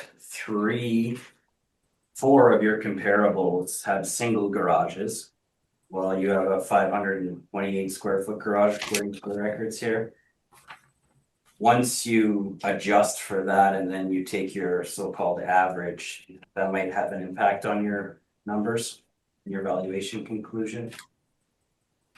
I want to recorrect you on that. The only property with the single garage is 5 Colonial, and 7 Premier has a single garage, and 40 Whiteshell has a single garage. And also 606 Coldstream has a single garage. So is that the properties you listed with single garages? Yeah, I don't see the correction. I did say 4, and you're confirming 4, so Okay, thank you for that. that is correct. Any other questions, Mr. Gauthier? I think that's it.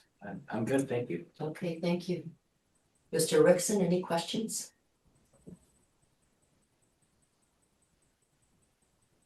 He's muted. You're muted, Mr. Rickson. Sorry.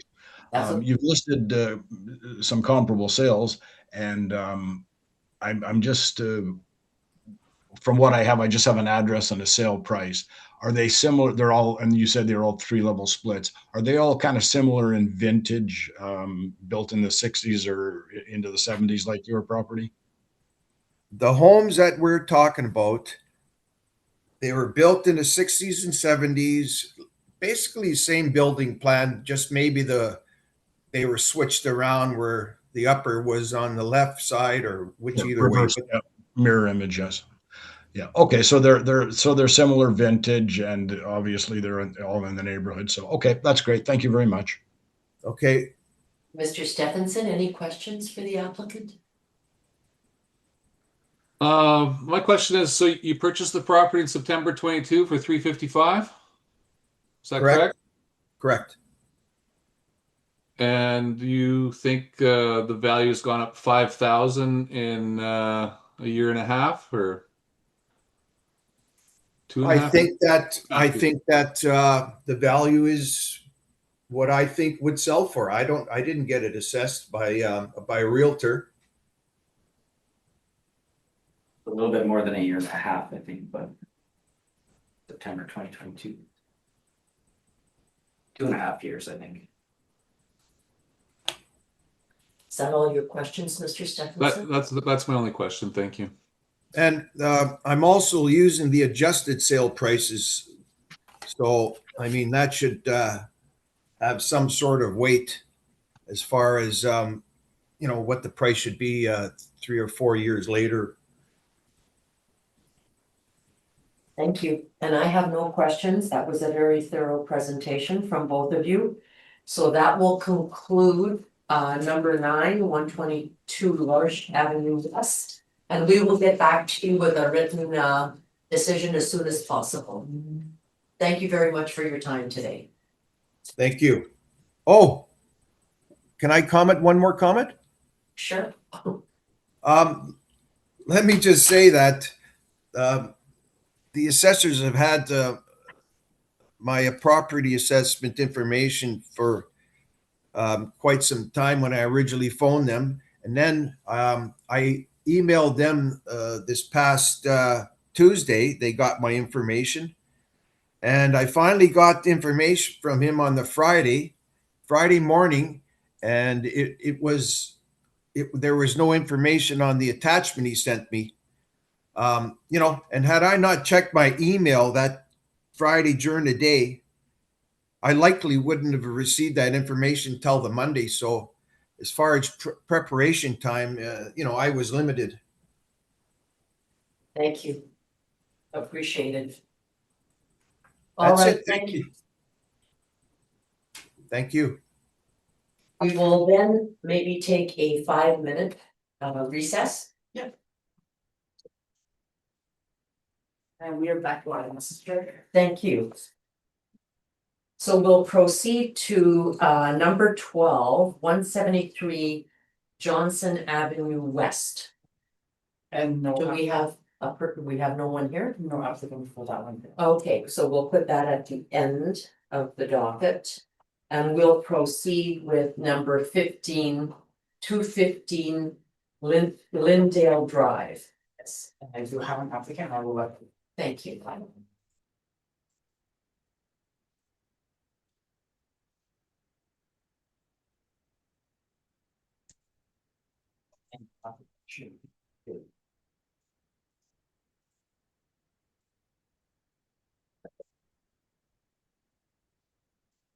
This is Kelsey.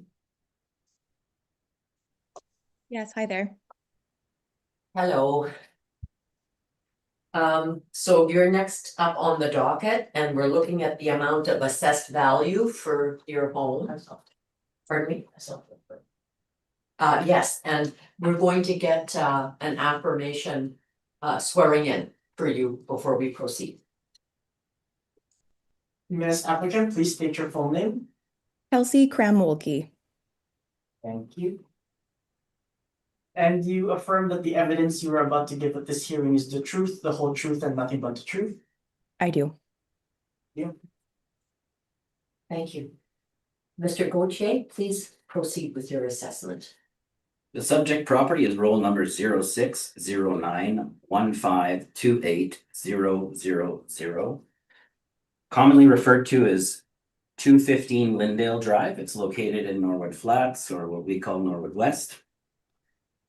The 2-story infill single-family home built in 2012. 2,640 square feet of living space above grade. We do have a full basement with no basement finish.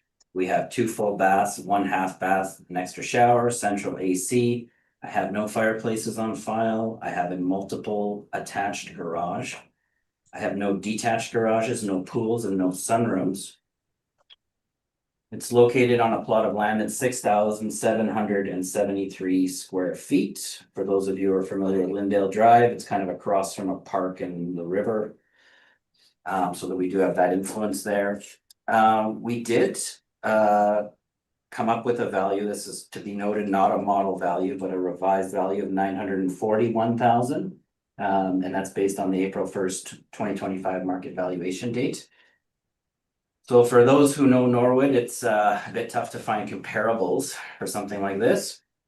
The comparable one, in my opinion, is a decent comparable. So I have 4 comparables, although I would stress that comparable one is probably the most relevant. Keep that in mind.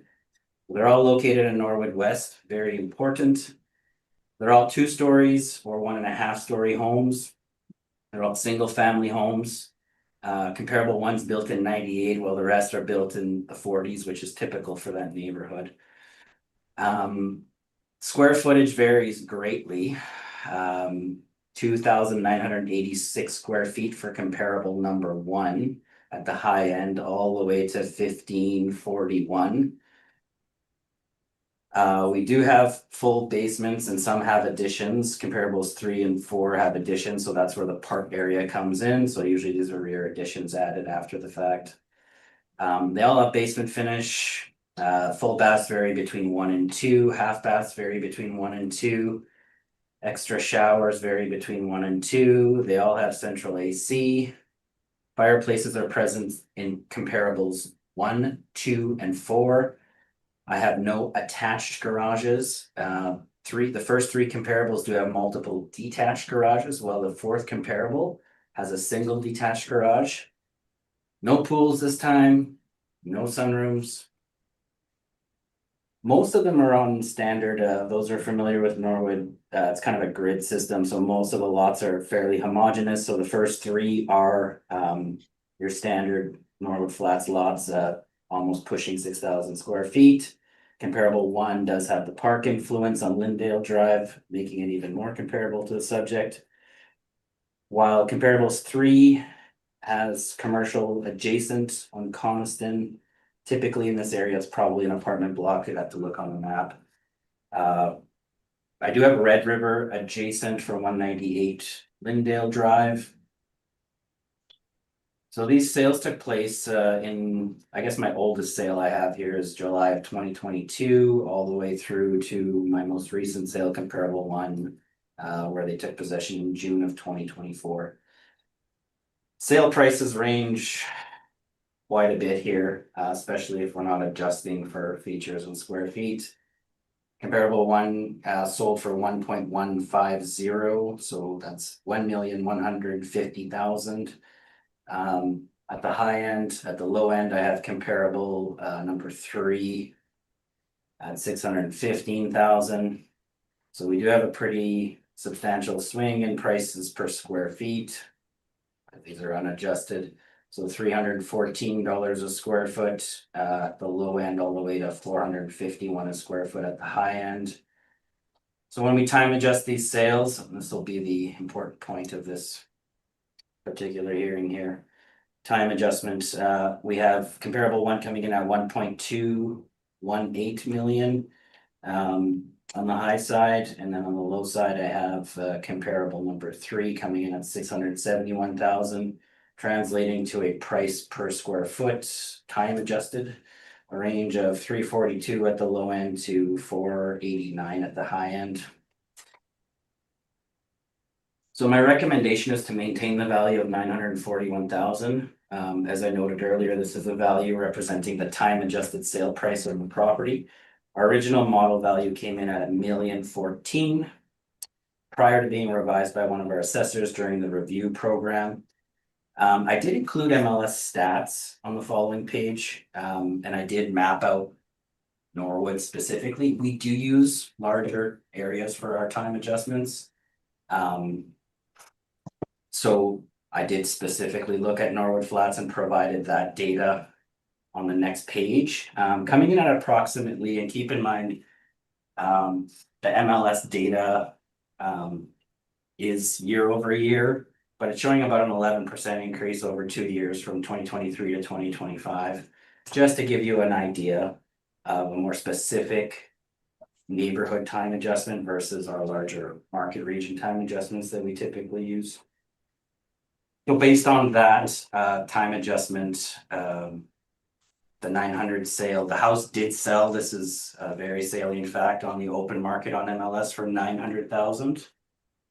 They took possession in August of 2024. So when we time adjust that forward to our valuation date of April 1st, 2025, believe it or not, the market was not at standstill. And that's where we're coming into the 941, and that is a manually revised value and not a model value. I will take questions if anyone has. Thank you, Mr. Gauthier. Ms. Crown-Bolke, do you have any questions of the assessor? I do. So I'm curious if so as you said, we purchased the home during the assessment period, closing in August of 2024 for $900,000. And I'm curious if that was used as the starting point or the primary indicator of market value. So my understanding is you called the residential review program and spoke to one of my colleagues who reviewed the value. So what happens is if someone calls to review the value, especially on a property that's unique like this, then we would hang our hats on an open market sale. As I mentioned earlier today, I don't know if you were listening, but the best indication of market value is the market itself. So at 900,000, my colleague felt that once you time adjust that forward to our April 1st, 2025, 941 was more appropriate, and we did reduce the value. So we didn't use it as a starting point. To be honest, the starting point was our model value at $1,014,000. So keep in mind, models are typically can be out 5 to 10%. That's within tolerances and ranges. So our model, in my opinion, was pretty close, but we fine-tuned it for you once you called in, and we're able to speak to you and take a more human look at things, so to speak. I understand. So just to confirm, you, instead of using the sale price that occurred during the assessment period, which would be, objectively market value at that date, you reversed it from the model number that you had initially given of over $1 million and then adjusted it downward? So when someone calls into question our value at the review program, we basically say, forget what the model says. Let's take a close look, and we would run comparable sales. Obviously difficult for an infill house of this size. It's quite unique for the neighborhood. So we don't have the luxury of having a ton of good solid sales. That's why I'm looking at 171 Lindale Drive. I would hang my hat on that. As I'm sure maybe your realtor advised you when you were placing the offer, that would be the most relevant comparable in the neighborhood. So based on that sale and based on the actual open market transaction of the subject property, we felt like applying a basic time adjustment would be a reasonable revised assessment. Okay. So if 941,400 is the time adjusted sale price, what data is it that is informing that time adjustment? Is that from the evidence that you submitted with the median increase of 11% over 2 years? So as I mentioned earlier, we actually don't do very specific neighborhood time adjustments. We have 10 market regions. So generally our modelers, and this is actually a good example of why, like Norwood Flats, for example, may only have a handful of sales every year. So sometimes it's difficult when you have a low volume of data to pinpoint neighborhood time adjustments. So we use larger regions, and there are some pitfalls to that, as in, a larger region could have 2 specific neighborhoods where their time adjustment could be slightly different by a few percentage points. I took a more objective look at this and actually MLS stats, so not City of Winnipeg stats, but MLS stats, and literally zoned into the pocket of Norwood Flats to see like, hey, is our time adjustment out to lunch here, or does it make sense? And it's basically confirming that we're in the wheelhouse, we're in the ballpark, and the 941 is reasonable if you use, whether you use MLS or our time adjustment. The market was moving during that time period, and I presented those facts here. Okay, yeah, during the 2-year period, I see that. Can you confirm what the rate is that's being applied to determine this time adjusted sale price? Listen, math is not one of my top skills, but if someone wants to do the math, I don't have to come up with 941 based on, so if It's you use just under 11%, 5%. yeah, if you used 11% About over 2 years and 4.6, did a yeah, monthly over 7 rate, you could really start getting technical. Our goal is to be within 5% of market value, and that's where we're happy with things. Okay. So it's close enough. I mean, I'm not a math genius, but if someone wants to do the math, even using Yeah. 5.5% a year and do it monthly and start splitting hairs, you'll get pretty close to our 941. Mhm. Okay, yeah, I would agree that the price is within 5% of what we paid for it in August. So that's all the questions I have at this time. Thank you. Mr. Rickson, do you have any questions? I do not. Mr. Stephenson, do you have any questions? No questions for Mr. Gauthier, thank you. And I have no questions at this time, so please proceed with your presentation. Okay, so as I sort of already mentioned, we purchased 215 Lindale in August of 2024 for $900,000 in an open competitive real estate market. The home was originally listed for $950,000 during peak real estate season of June 2024. There was a failed offer night, and the home remained on the market for 3 weeks without offers. Following that, we presented our offer of $900,000, which was accepted, and that is supported by the MLS listing that I submitted in my evidence. So the property's now been assessed at $941,400 on the reference date of April 1st. And as the assessor mentioned, there is no comparables, no local transaction data following when we purchased it in August 2024 to support that the value would have increased. And the condition of the home on the reference date was materially the same as when it was purchased. So I would suggest that the sale price during the assessment period is the best evidence of real market value, and that should be our starting point for the valuation. I've reviewed the evidence submitted by the assessor, and I have not found support for an increase above that value. So looking at the comparable properties, I would agree that the best comparable in the one submitted by the assessor is 171 Lindale. And that the rest, like the assessment value or that the sale prices of those homes do not reflect an upward trend following our purchase.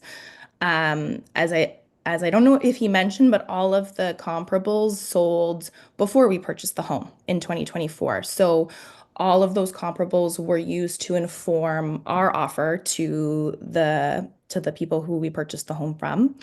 171 Lindale was our primary comp when we decided to offer 900,000 for this property, and it is significantly different. It's considerably larger. It has a 3rd floor. The basement was finished with a secondary suite, and it was fully landscaped. All things that this home does not have. It was also subject to a bidding war, which I would suggest probably artificially inflated the sale price a little bit above market value. I'm not going to speak in detail about the other comparables just because I think they, like as we've said, sort of derive more significantly from being similar to our property. The only thing I'll mention is that all of those properties have finished basements and our basement is unfinished, which obviously has a significant impact on price per square foot value of a home. So looking at comps, the Municipal Assessment Act says that if there are no comps in the immediate area, that the next way to assess the value of a property is to expand that search area. So I looked through the sales book for Market Region 9, and I found 34 George's Forest, which is a property on page 3 of the sales book in central St. Boniface. So this property was much more similar to the property here at 215 Lindale. A more similar age that it was built, similar size, finishings. It's also on the Seine, so while we're not on the river, it's a more similar, adjacent park-like setting. And that property sold in February of 2025, so after our sale, and it sold for $900,000. That would be my sort of suggestion for the next best comp, and if anything, a more relevant comparable because it's sold after our purchase. Also, earlier this morning, the assessor mentioned that he prefers using a time-adjusted sale price rather than expanding the search area for comparables. I just wanted to mention that the Municipal Assessment Act specifically indicates that in a case where there are no comparables, that the market area being considered for comparables should be increased. It does not suggest that a value can be derived from a time adjustment, which presumably is aggregating sales data from a larger market, as the assessor has indicated. Again, looking at what's going on in the market after the sale of our home or purchase of our home in August 2024, I'm sort of limited on the data that I can analyze, but looking at the Market Region 9 sales book, when you look at the data at first glance, it does look like home sales kind of continued ticking along, as the assessor mentioned, through the September to April 1st time period, 2024 to 2025. That being said, if you break it down based on price point, it is an interesting neighborhood where the bulk of the homes are more in the 400 to 600 range that are selling, or there's just more of those homes on the market or in the area. So breaking it down, if you look, there are no homes that sold over $700,000 in after our purchase during the assessment period. So after August of 2024, looking at that sales book, there are no homes that sold after over $700,000, which I acknowledge. Again, NORAD is this is a very small subset of a market, so it may not indicate that there was a slowdown, which is why I then looked at the book in its entirety, looking at the entire Market Region 9. If you separate sales of homes below 500,000, homes between 500 and 700,000, those ones continued to see sales through those slower winter months, but homes selling above 700K slowed significantly. So at a change in sales rate of 36.5% decrease at the rate of sales. Obviously, I don't have the data to speak to, to pricing and things like that, but there was definitely the data in the Region 9 sales book does suggest that in the higher price point, there was a slowdown in the market for those properties. And then finally, I just want to speak to the 11% increase, which the model suggests has happened over 2 years, which was submitted in the assessor's evidence. So the 941,400 price that we've been given as our property assessment for April 1st, 2025, that reflects a property value increase of 4.6% over that 7-month period. And if you're extrapolating this rate, it's equivalent to 8% annually or 16% over 2 years. So I'd be curious to see if the assessor has any evidence to support that rate of increase for this specific property, since it would be more significant than the 11% over 2 years that was submitted through the evidence. And that's all I've got. Thank you very much. Mr. Gauthier, any questions? I'm just curious, you mentioned referencing the Municipal Assessment Act.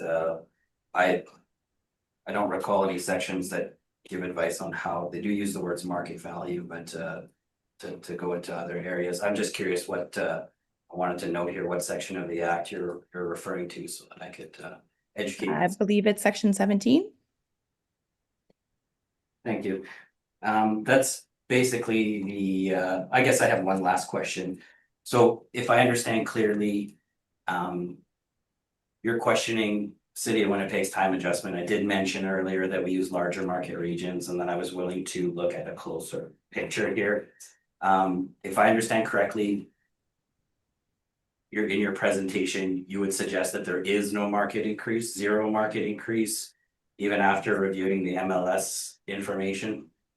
Is that correct? No, I'm not suggesting no increase. I'm suggesting that the starting point should be the real sales price of 900,000 in August. And then I think that there should be more attention paid to the specific piece of the market. You've obviously applied this, the time adjustment or whatever, which, as you've said, takes into consideration a larger market. So I would say if it were up to me, I would say that number is less relevant than the comparable that I've submitted, 34 Georges Forest, which was in the sales book. I think that's a very good comparable. I understand it's outside the more specific geographical region, but it's within the same sales book of the area of Winnipeg. And I think that as I said, the Municipal Assessment Act does suggest that looking at comparables and being able to apply real sales to, properties that share tangible similarities is what should be used in guiding an assessment rather than blanket percentage increases that are more just an aggregate of data. I have one final question. So if you're hanging your hat on a comparable at on George Forest, I bike by there every day. Would you suggest that Lyndale Drive, and have you had a chance to review sales of vacant land on Lyndale Drive? Would you suggest that there's no location adjustment for George Forest Drive versus Lyndale Drive? Is that what you're suggesting? I'm not saying that there wouldn't be any, but that property is one that sits on the Seine itself. It backs onto the Seine. So I would say we are proximate to the river, but we're not a river property. So I would say that it's probably, I don't know again, you're the expert as far as what sort of, if there was an adjustment necessary, I'd be curious to hear what that amount would look like. But yeah, I think it would be much more accurate, especially given the evidence or the information that I've been able to assess through the sales book to show that there weren't really many sales happening in the higher price point over the time period after we purchased our home. That's all my questions. Thank you. Thank you. Mr. Rickson, do you have any questions? I don't have any questions. Thank you. Mr. Stephenson, do you have any questions? No questions, thank you. I'm just wondering if you think that there has been an increase in the value of your home since the time that you purchased it. What do you think the value is today? So unfortunately, there have been sales more recently that would be similar, but unfortunately they're after the reference date. So my understanding is that they wouldn't be considered as evidence or support for. So I'm just asking you what you think your house should be valued at today if I would say at April 1st, 2025, I would say $910,000. Okay, thank you very much. I think that concludes my questions, and I think that concludes our presentation on 215 Lyndale Drive. Thank you very much for your patience and your time today, and we'll get back to you as soon as possible with our decision. Thank you. Thanks.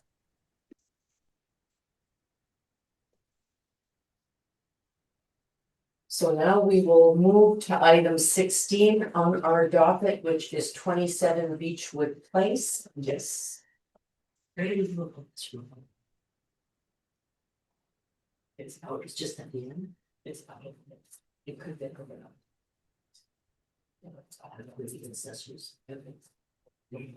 Okay. And I will let our applicant in. Thank you.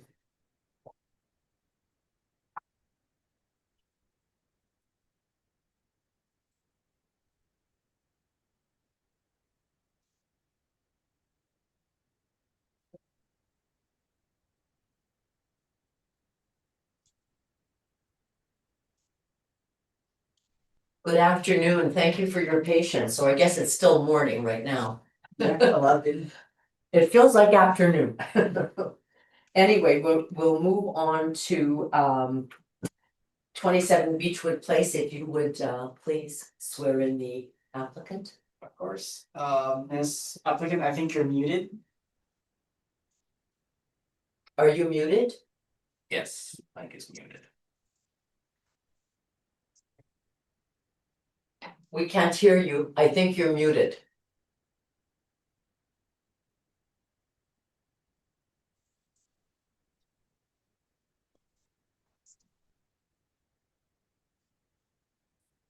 the top right, the little mic symbol. It should be on the bottom left. Bottom left, the microphone symbol. Give that a click.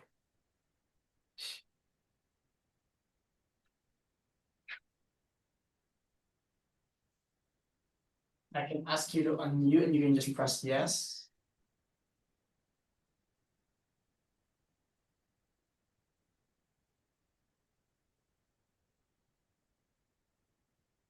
If not, there's a button on the bottom left where it says audio. There should be a red line across it. You can just click on that. Oh, we have another one here. Would this be easier?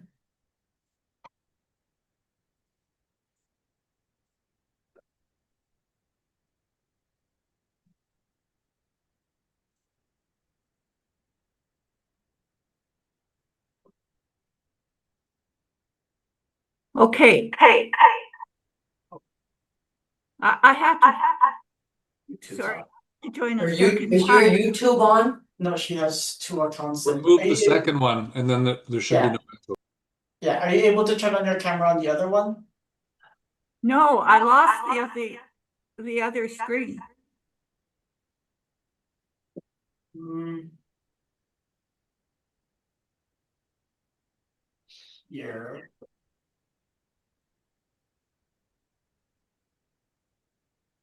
Start my video. Okay. It's going to echo because you have two accounts on. We just need one account that has both the mic and the video camera on. I hear you. However, I cannot find the other screen. Let's see. I close it. I can put this one in the waiting room. Gonna turn off. There we go. So we should be able to hear you, but we just need you to turn on your camera.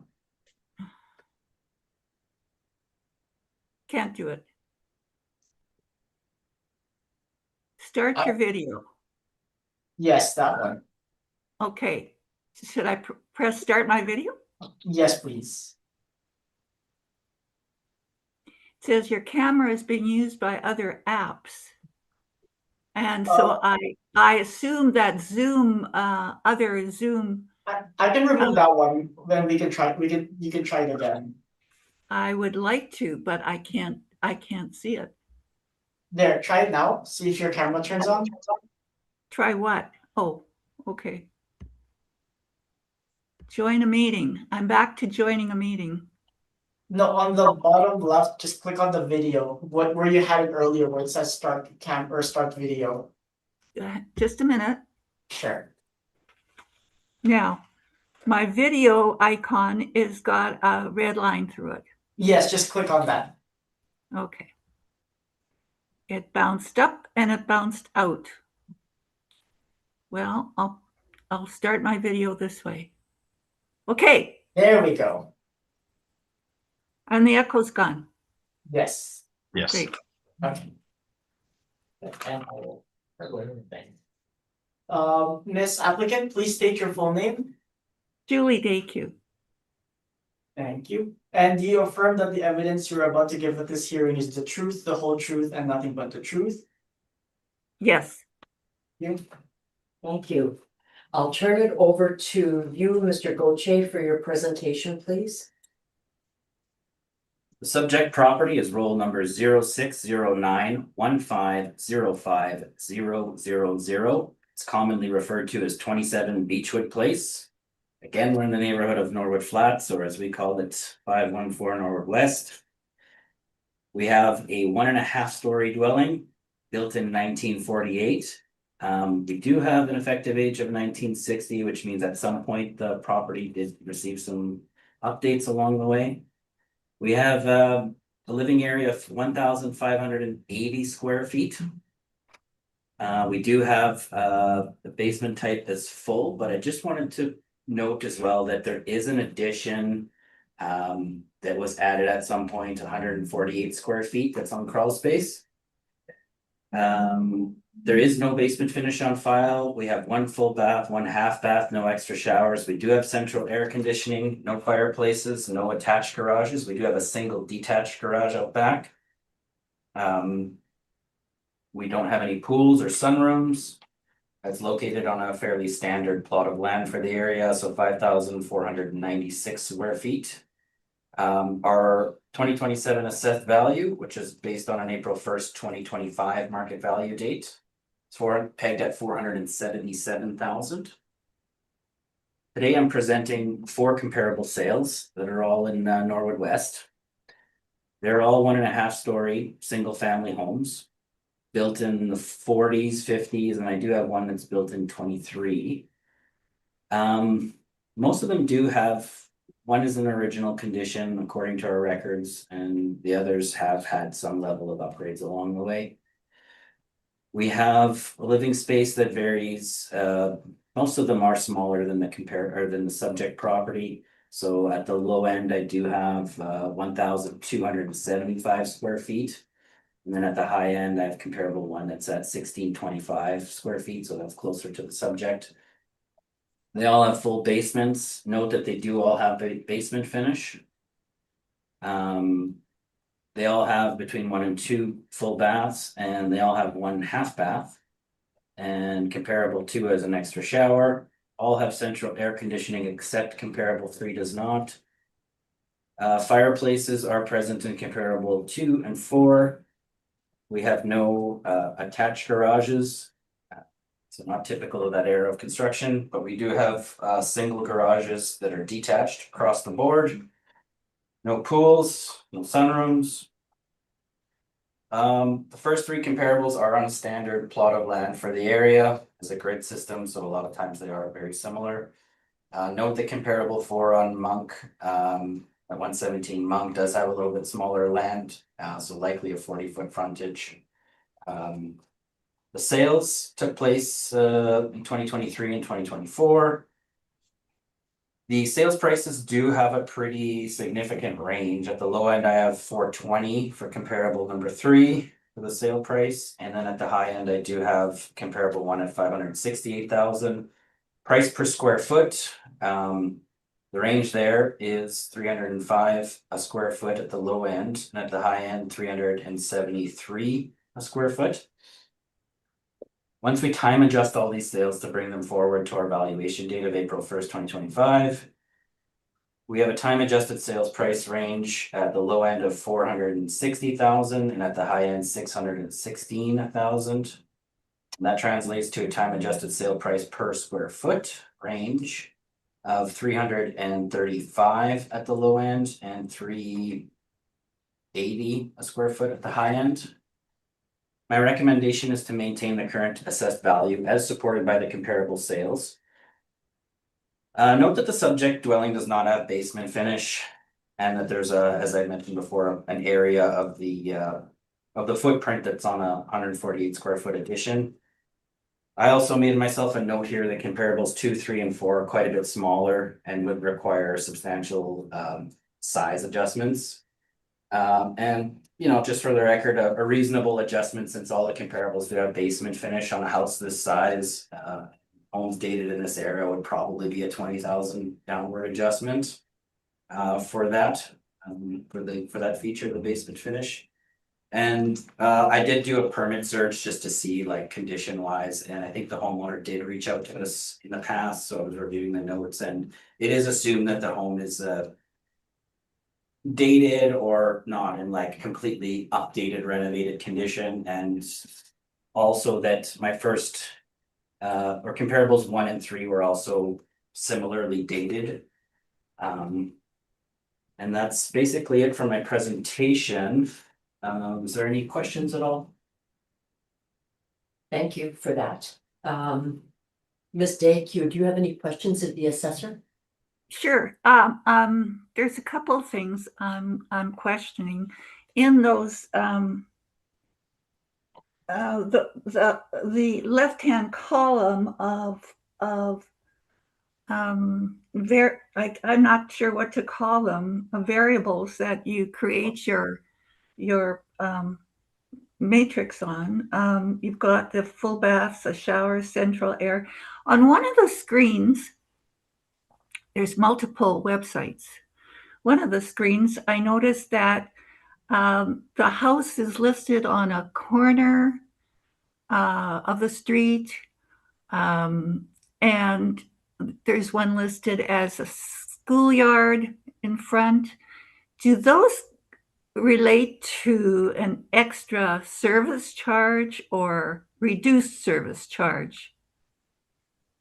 Well, I don't know what you mean by service charge in these cases. Well, cost, we I have guess, them listed cost, as hidden. value of the property. Oh, okay. That's a good question. So the school debate I've had many times with people, and for some people, being close to the school is great. You know, you ship your kids off across the street and minutes before school starts, and it's fantastic, and they'll tell you they love it. Other people will complain about how busy it is and noisy it is.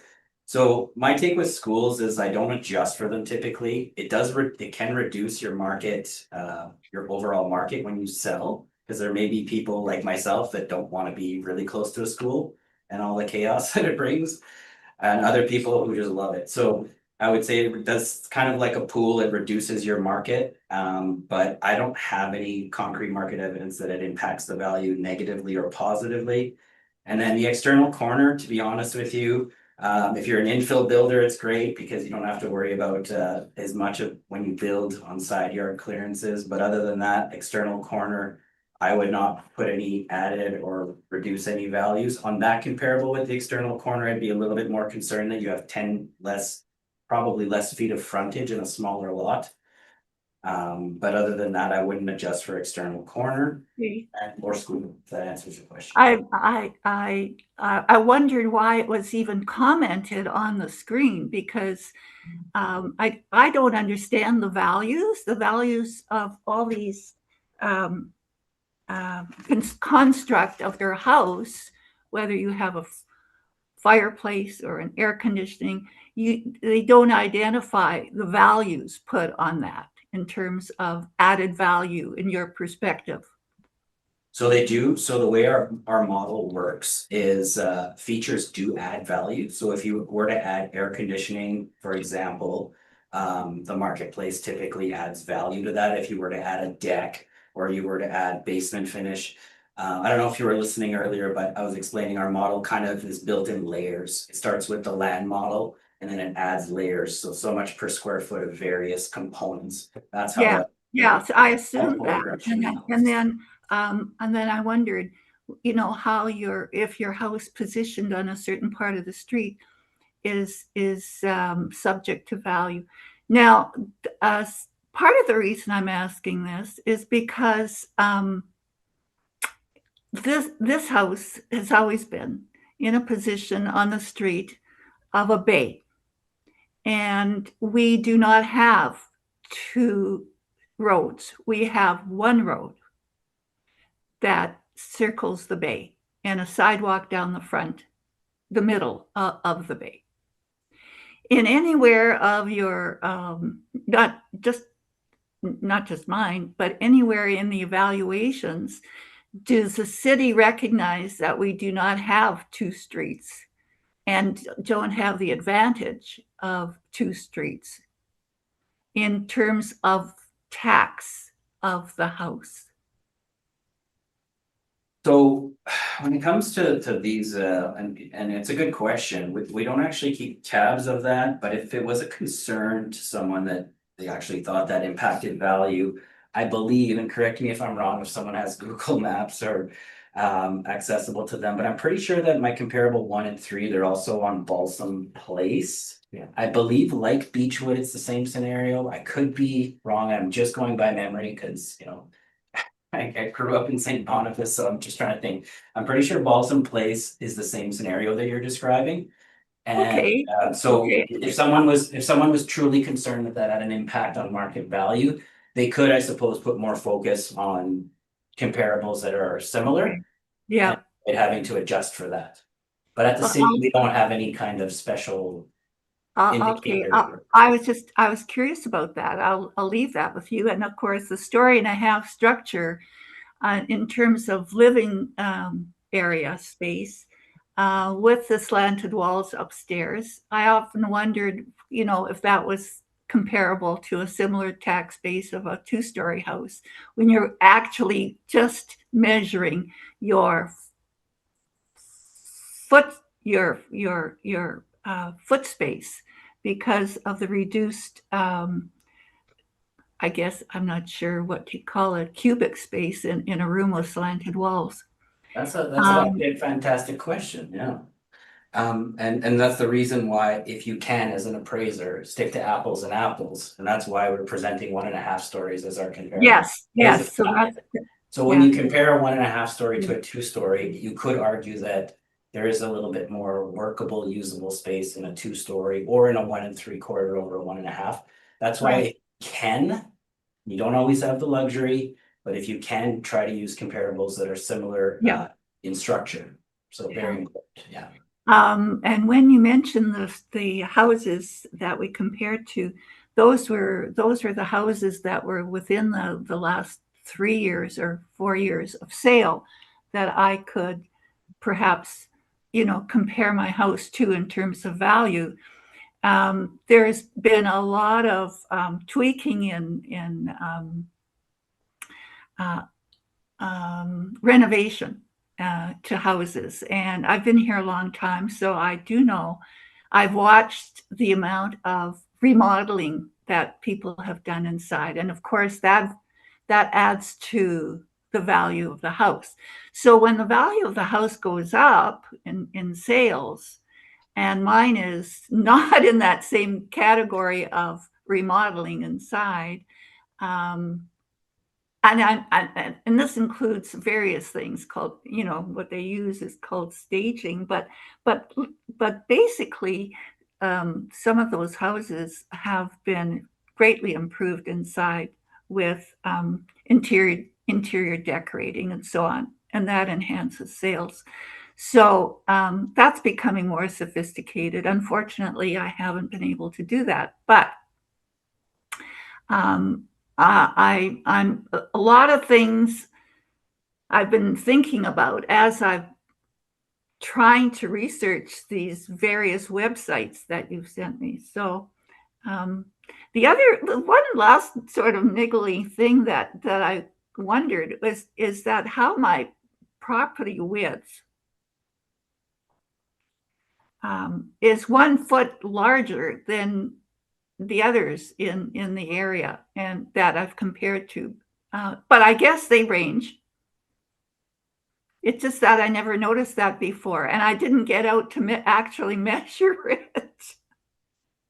Well, there's a lot to unpack there. I started with some questions, but I think what you're asking is, do we factor in renovations? And we do.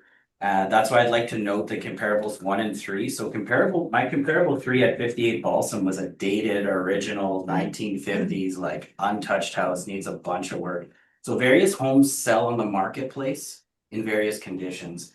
So that one there, for example, was very dated and nothing had been done to it for a long time. And also comparable 1, I reviewed, and that one too is quite dated at this point. My estimate is that it maybe had been renovated in the 90s. But honey oak kitchen, like very dated look at this point. So there are homes that sell in various degrees of condition, and you are right. Sometimes people plan a sale and spiff up the house and get top dollar. It does happen. But one of the things to note is that dollars spent don't always translate to dollars that come out of the sale. So I would caution people with spend 100, get 100 more. The marketplace doesn't think that way and isn't always dollar per dollar. So it depends on the renovations and what's been done. But there is a misconception that the cost of things translates to added or subtracted market value, as we heard earlier today. But is there any other questions at all? Yeah, the last thing I think I wanted to mention was the actual difference in assessment value from assessment of 2025 as for 415,000 to the assessment in 2027 as 477,000. And and how that's going to certainly relate to my tax on the house. Not It's comparing, excuse me, it's a we're not huge, comparing assessments today. We're dealing with sales because that is a more realistic view of what the market value is. So we're not comparing assessments today. and the assessments won't influence the sales, the We sale do. price, your estimate sale price of a house. No, not the estimate. I mean, simply put, your assessments won't affect a sale price of a house. So I think there's some confusion here between assessed values and sale prices. So when someone like yourself is questioning the assessed value that our model has Has come up with, increased, yeah, by 60. yeah, so then we do a manual review and we look at, so the act states the words market value on a specific date. In this case, it's April 1st, 2025. So I won't bore you with the three methods, but there's three methods to come up with market value of real estate, and the most accurate for a single family home is generally using comparable sales and then consolidating values. So when you're bringing into question the assessed value, we do a review like this, and that's basically because the act states market value, not assessed. Okay, the difference in numbers were so obvious that the question needed to be asked. So finally, here is an interesting thought for you to consider or to chew on. Apparently, the Norwood area has been looked at as a high pocket of radon. And one of my neighbors who had radon mitigation said it's similar to some areas in Saskatchewan. There's pockets that this occurred on. So I took it as a concern because both my husband, my husband died of cancer, and I have acquired an unusual type of cancer that was misdiagnosed by two different doctors. It's an odd type. Excuse me, excuse me. So This is part of your presentation. What we're Yes. doing now is asking the assessor if you have any questions. I think maybe you've concluded your questions and you're going to get an opportunity to make your presentation to us as soon as the other board members have had the opportunity to ask their questions of the assessor. So do you have any other questions of the assessor at this I time? have a question specific to radon mitigation in a term of evaluating or taxing or adding some sort of credit or discredit to your evaluation, something So- like a furnace, like a fireplace or an air conditioner. Yeah. Would a radon mitigation be involved in a taxation inquiry? Yeah, so once again, I'm gonna circle back to the act states market value. So these type of external factors, that if they have an impact in the marketplace, we're gonna see them on the comparable sales.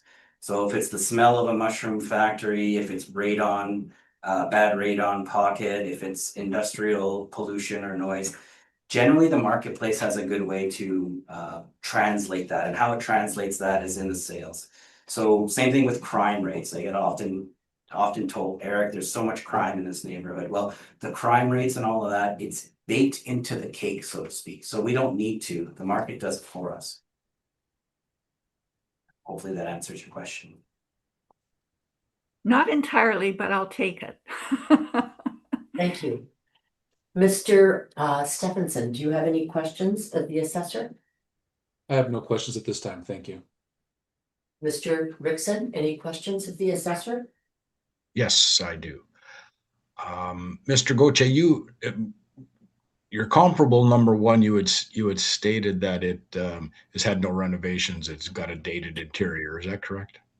I didn't state that it has no renovations. I stated that it had when I reviewed it, actually just this morning, I noticed a honey oak kitchen from the 90s, so it's at that point where it's had renos in the past. So Yeah, it's not but- original, but it's but it's older- kind of an old older. round of renos that's already starting to get old in the tooth. Yeah. I'm just looking at both the sale price and the time adjusted sale price. They far exceed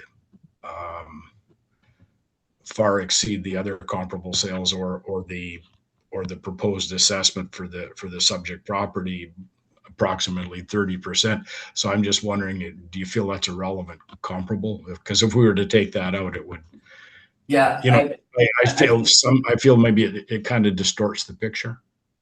and you know what? That's a great point. And I would kind of suggest that once you adjust for size, then that might clarify things a little bit because it is close to the subject at 1625 square feet and the others are much smaller. We're talking 30, 40, 50,000 adjustments on size on some of the comparables. So once you start adjusting for that, it makes a little bit more sense. And then I will also say I agree that it is a bit of an outlier sale. And I looked at that and I wouldn't have paid that for that property. That's why it's really important to never hang your hat on one sale. And they teach you this in appraisal courses because sometimes people are misinformed and sometimes mistakes are made. Sometimes realtors or home people get in a situation where they're in a bad place and they make a decision. So I agree that one's a little bit of an outlier. So that one is most similar for square footage. Has your assessment, your background in the subject property, had any recognition of what that 148 square foot addition is? Like, what is it? Is it like a porch or is it an extension of the living room? Like, is it more living space? Yeah. The rest of those. Yeah, so how we code it actually, I have it right here. So we have it as additional area. So what this does in our model is it doesn't actually attribute the same level of value as like the main floor on basement would. So we actually have a special code for additions on crawl space. We call it additional area. It does, because it is heated and insulated, it does add to the square footage of the living space. But it is important to note that that 148 square feet does not have the same market value and does not have the same model value attributed to it. And that is so then comparable one might not be the best comparable as far as square footage then. Perhaps if you were to look at once again, when we're dealing with these older housing stocks, there's gonna be differences. So yeah, it is a good point that one might be on a full basement. So it may have more usable space downstairs. You might have that extra 150 square feet of basement area that you can develop or use as storage. So that is a valid point. And maybe that is why it went high. There again, anytime you see a comparable out of the four that you red flagging or looks off or that has something you're not comfortable adjusting, my advice is you can pitch it out the window and concentrate a little bit more on the other three. So you agree the other three ranging from 460 to 502 adjusted sale price range, you agree that that's probably a better range of I would say if you ask me which three comparables are probably more relevant, and to be honest, if I had to pick any of them, I mean, I don't like hang my hat on one, but yeah, you could discredit the first comparable and the other three. Okay. So order value. Okay. It's in the wheelhouse. Okay, fair enough. You've answered my inquiry. Thank you. Yeah. Thank you. Just a question because I don't know this. Are the 148 square feet for the addition included in the living area? So that 1580 square feet includes the 148. Okay. So I actually manually added this in just as a side note, because I feel it is important to note. Okay. Yeah, so keep that in mind. Okay, great. That's all my questions. So I'll turn it over to you, Ms. Dayq, for your presentation, please. Just a minute to collect my thoughts. When I'm thinking of that 148 square feet of crawl space, it's actually sealed off. It's not used as a storage area. And for the life of me, I couldn't understand how you would assume it could be a living space area. You mentioned storage. you mentioned I storage. think it's an addition that has a crawl space under it. Correct. Yes, It's the Yeah. addition that's considered additional living space. but it's identified in the basement. No. No. No, and I have the records here, just to be clear. do? So I have basement area of 864 square feet, and so that doesn't include the 148 additional area. We segregate the two. I just kind of explained this, and you may have misunderstood me. Oh, no, I haven't misunderstood. Yeah. On the comparative area here, I've got a picture of your comparison, and in the basement type, it says full plus 148 square feet addition on crawl. That's what's confusing me, is that if you're adding it on anywhere for that, oh, I see. It's, of course it has to be added, as the addition. But I wondered whether it was not actually included in the living area, first of all. It is included in that 1580 square feet. I'm just identifying it and being Oh, transparent. so it's only being identified. It's not being a secondary inclusion. Okay. No. Just a I little. thought it was a secondary addition to value in the basement area. No, Okay. and as Mr. Rickson pointed out, it is a, a difference. Okay. That's to be noted, right? So it's important. That's why I noted it there, but it is included in the 1580 total living area above grade.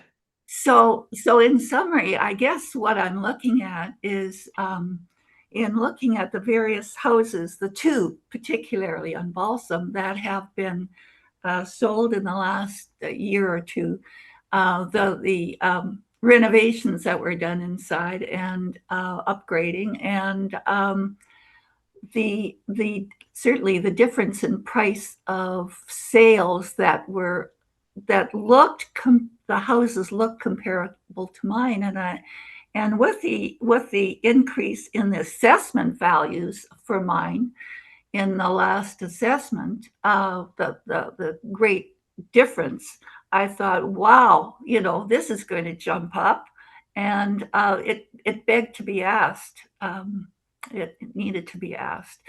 And one of the things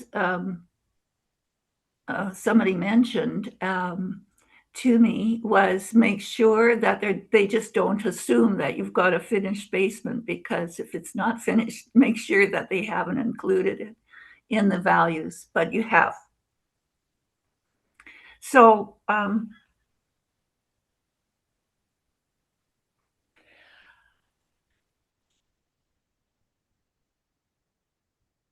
as you mentioned, the assessment values are not part of the interview here, and the maintenance of that one sidewalk down the front of our house that's in poor condition, in the streets, and the one street we have is needs repair. I don't have any further thing to say. Okay, thank you. Mr. Assessor, do you have any other questions? I understand you have a rebuttal. Well, this is the thing. We have comparables that were sent to me that we haven't discussed here today. That were submitted as evidence. So can I discuss those, or are those not going to be part of the hearing because we haven't discussed them? These are, hang on, 77 Monk Avenue. Correct. I received 5 comparable sales that the homeowner submitted. So it is a bit awkward to discuss them if we haven't really gone through them, but because I had questions regarding those and a rebuttal regarding one of them in particular. So I guess my question is that part of the evidence. Do you want to present your evidence, that portion of your evidence, Ms. Daycube? Which? That the evidence you submitted to us of these various properties that you saw as comparables, 77 Monk Avenue, 53 Chandos Avenue, etc. Oh, no further comment on that. Okay, well, I will just I guess add, since I submitted rebuttal evidence, would ask this panel to review my rebuttal on 77 Monk. Make a long story short, this is a sale that the homeowner felt was a comparable sale. It is actually indeed a convenience sale where a individual sold the house to themselves. Looks like they just added a co-signer. So it is not a reliable market transaction. Also, I'd like to note that 53 Chandos Avenue and 58 Balsam Avenue are sort of unplanned distressed power of attorney sales.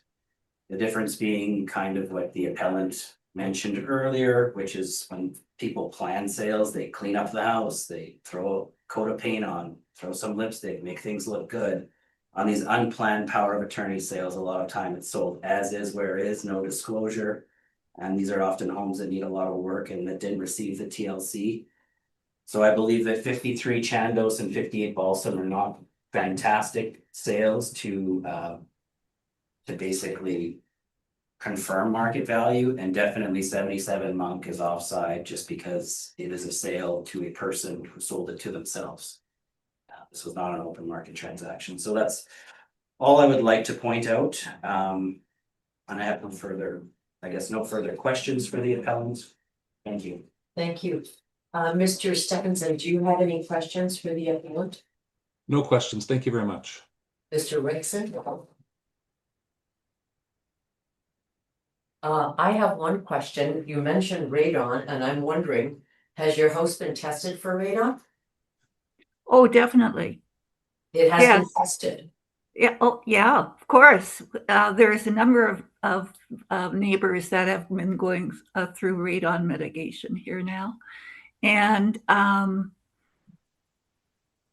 it was advised that I should test it because of first my husband's cancer and myself. So it was very high. And I've had the radon mitigation done. It's not cheap, but it's also constantly being monitored now. It continues to be monitored.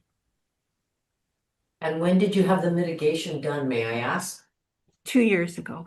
And how much did that cost approximately? It was approximately $3,000. Okay, thank you. I think that's all my questions.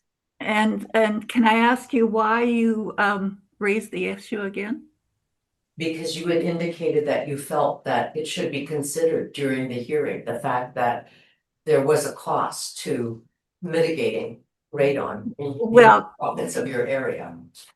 Yes, and in terms of sales, those radon issue is not brought up by real estate agents, and unless you're very careful about buying a house, you may want to consider. It may be a negative factor, it may be a positive factor that somebody has gone to the trouble to mitigate that. But they, if let's say if word got around that Norwood area is an area that seems to be high in measuring radon, it may not be as desirable as what somebody told me. Norwood is a desirable area, and that's why the prices are going up in houses. Okay, thank you. I just have one other question for the secretary, and that is, do we have the assessor's rebuttal evidence in writing? I just distributed. Okay, thank you. So it should show up on the shared drive and if you just refresh it. Okay, great. All right, I think that concludes number 16, 27 Beechwood Place. Thank you very much for your presentation today. And we will get back to you as soon as we possibly can with a registered letter with our decision. Thank you. Thank you. Thank you. All right, so we'll go back to number 2, 508 Melbourne. And I guess we have had nobody show, or Not that I've heard of, nor on these. Based on my conversation, I don't think it's gonna show up. all right, perhaps you could present your information then. You want me to do a quick summary or a full? A quick summary would be good. Okay. And if we have other questions, then we'll ask you. Okay, I will read in the property in question. It's roll number, we are talking about 508 Melbourne Avenue, so it's roll number 020102790000, commonly referred to as 508 Melbourne Avenue. It's located in the neighborhood of Munro West, one-story bungalow built in the 50s, just under 900 square feet, living space with a full basement, with basement finish. We have one full bath, one half bath, one extra shower, central AC. We do have a multiple detached garage. Plot of land is 5,000 square feet. Assessed value that we're proposing is 336,000. I've presented comparables that are in the neighborhood, bungalows built in the 50s, around the same amount of square footage, very similar in features. Pretty clean as far as comparables are concerned. And the range I have there, once you time adjust everything, is kind of coming in at the low end of 321 a square, or 321,000, all the way to 377,000. And it basically, in my opinion, easily supports the value of 336, and I recommend that we maintain that value. Thank you. Thank you. Mr. Rickson, any questions? Well, not to sound repetitive, but yes, I do have a question. It's quite a large trading area, that East Kildonan area. There's blocks and blocks and blocks of similar homes in that area. Would you agree, Mr. Goche? I think I what you're guess, referring to is what asking if it's homogeneous. That pocket there, I would agree. A lot of the development and size of so homes. your first two sales are in 2013. It just concerns me that in an area that large an area, where there wouldn't be more recent sales. And I know you defend Yeah, your once time again, I defend don't your know if I time want to get into adjustments. that, but like I look for the most similar. Like if I can find Macintosh apples and compare them to Macintosh apples, I'll do that and time adjust before I start taking apples and bananas. Just because for me it's harder to, a time adjustment to me is more precise because we have so much data to support it versus what's the location adjustment on a built up neighborhood where I have little to no land sales. So how do I come up with that number? So some appraisers are maybe Do you better believe than that I am. land sales are relevant in appraising a 60-year-old house? Yes, actually, land sale is the key in knowing how to adjust. Because if you don't know your land value, everything else is off. But Including your price per square foot, including your you're model. talking a cost approach with land value adding on, and you've acknowledged that market sales are the strongest. So I fail to see the relevance of the land value, but Well, if you're looking for a location adjustment, land is a very good indicator of what you should be adjusting for if you are getting into the weeds. But tell you what, you don't need to like this. You don't have to get into that conversation. You say it's same neighborhood. So if we're dealing with Windsor Park and everything's in Windsor Park, we don't need a location adjustment for the most part. So agreed. that's why I Agreed. try to Agreed. stay 100%. Agreed. 100%. I just fail to see why there are not more current sales.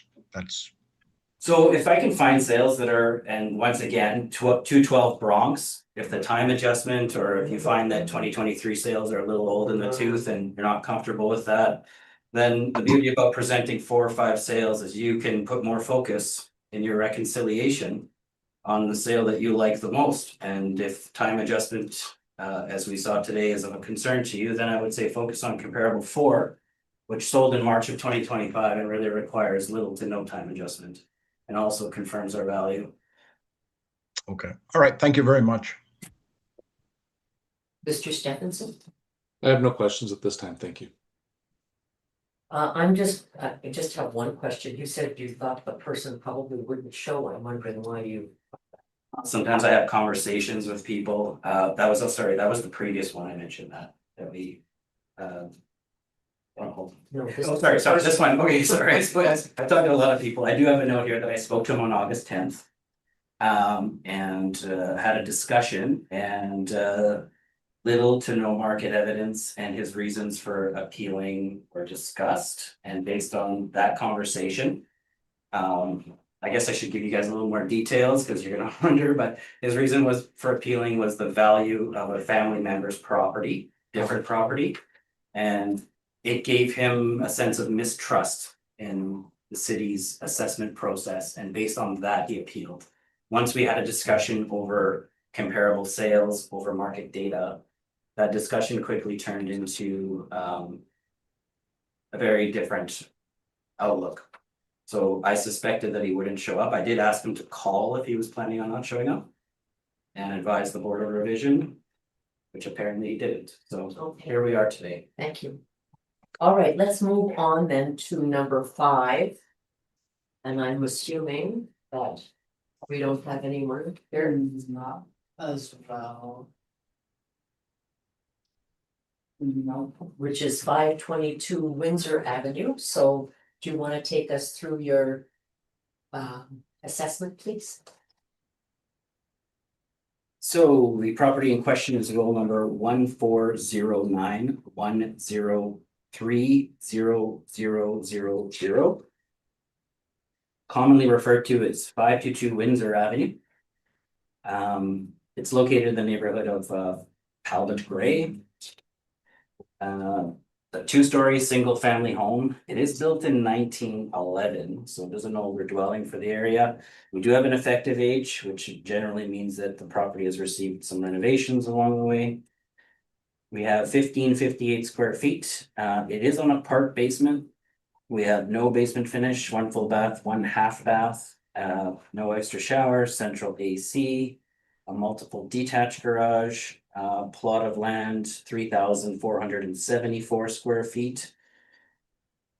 Model value, I think, on this one came in at 281,000 based on an April 1st, 2025 market valuation date. I did find 4 comparables. Had to go hunting around a little bit in nearby Chalmers. I often don't do that, but I do like sticking to comparables that are built in the same era, and in this case, early 1900s. So to me, that was important because some of these homes have older bones, and I think it's important to compare them to homes in the same era. So I did stick to 2-story homes nearby. You can check out the map if you're not sure where they're located. I usually include a map. Apparently on all of them except my own. So these are all comparables that are in the built in the early 1900s, have some level of renovation, vary in square footage between that mid 1200 square feet to 1550 square feet. A lot of them did unfortunately have a full basement, unlike the subject that has a part basement, and comparable 3 did have a finished basement. Bathrooms, kind of your standard 1 to 2 bath homes. Central air conditioning present on all of them except comp 3. Fireplaces, Harbison. Attached garages, none, not typical for the neighborhood. We do have 2 multiple detached garages in comp 1 and 2, single on comp 4 and none on comp 3. Land varies quite a bit, up to 5,000 square feet for the first one, all the way down to your basic standard minimum, close to minimum lot size of 2754. So quite a bit smaller lot there, and sales ranges July of 2023 all the way to July of 2024. Sale prices kind of range in that a lot of them landing in the mid 250s to high 200s. Time adjusted sale price should we focus more on.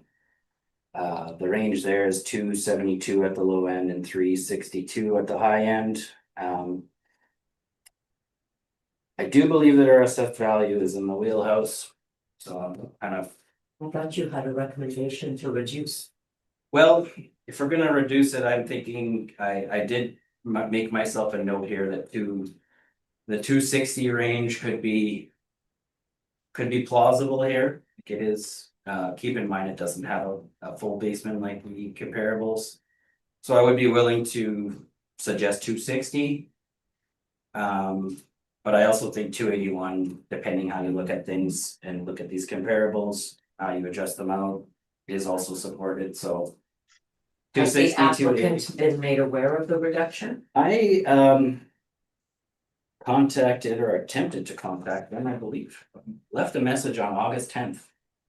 Crickets. So it's probably one that if I would have spoke to, maybe could have come to an agreement, I'm not sure. But yeah, 260 could be fine. I mean, I'm comfortable doing a recommendation at 260. So that would be reducing the value 21,000 to 260. Or if the board feels like my evidence is strong enough and feels like it should be left there, that's fine too. The range. Mr. Stephenson, do you have any questions?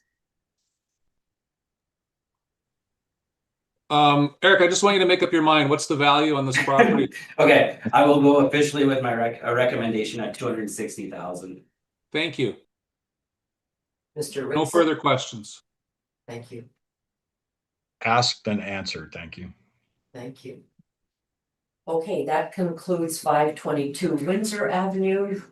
So let's move on to number 12, 173 Johnson Avenue West. Well, still nothing, nobody there? No. All right, we can get you to make your presentation then, please, Mr. Gochi. I'll have to find that one. There we go. Shuffled in the files.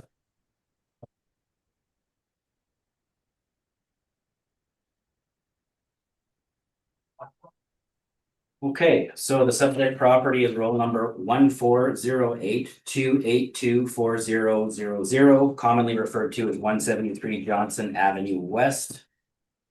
We have a single family home in the neighborhood of Chalmers, 1.5 story, built in the early 1900s.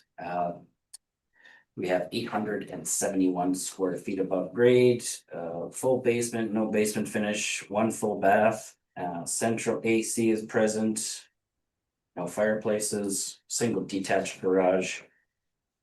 We have a plot of land that's 2875 square feet. We do, those familiar with Johnson Avenue, the bus goes by and there's some traffic influence. We got 215,000 is the assessed value. That is based on our April 1st, 2025. I have 4 comps. Most are in Chalmers, the 4th one's in Glen Elm.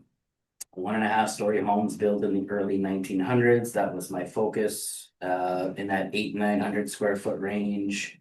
Full basements, 2 have basement finish, 2 don't. Note, most of the rest of the features would be similar other than garages. Comparable 3 has a larger multiple detached garage. Land is inconsistent here. We have quite a variation from smaller lots, usually 25-foot frontage, to all the way to 5204 square feet on Bowman. Here we have a couple more recent sales and a couple of sales that are from 2023. The range is pretty tight on the sales and 184 at the low end all the way to 223 at the high end. Once we time adjust that, we come in between 184 and 246. Here again, I was on the fence, but I think I will make a recommendation to drop the value to 193. And I will share with you kind of how I came to that. The property did sell on the open market on MLS for 147.5. In changed hands, land titles date was February 2021. I did speak to the owner and they did do some renovations. Dropped about $10,000 on flooring, cabinets, paint. And then I applied a market time adjustment and I'm coming in around 193. So I would recommend the board to revise the value to 193,000 on this one. And once again, that is supported by the comparable sales. It is at the lower end. And it is supported by market time adjustments. And I felt like new kitchen cabinets, flooring and paint at 10K was a reasonable adjustment. Some people can spend more on that or less, but yeah, that's where I'm at with it. Thank you. So you're recommending 193? Yes, I'm doing a recommendation on 193. Okay, Mr. Rickson, any questions? Just an inquiry, Mr. Goche. you talk about locational influences or land influences. For the subject property, you've got medium traffic. Have you considered in that location, because it's close to Henderson Highway, the traffic is almost constantly stacked up in front of your door waiting to get onto Henderson Highway? Do you feel there's an influence there? More so than just being 2 blocks down the street on Johnson. Agreed 100%. So there's me and you that would never live there, right? That's True why that. actually, when I'm looking at the comparables, so this is part of the reconciliation process is once you look at comparables and I adjust them out, I generally look at what's the most comparable. And that's where comparable 4 kind of hits me.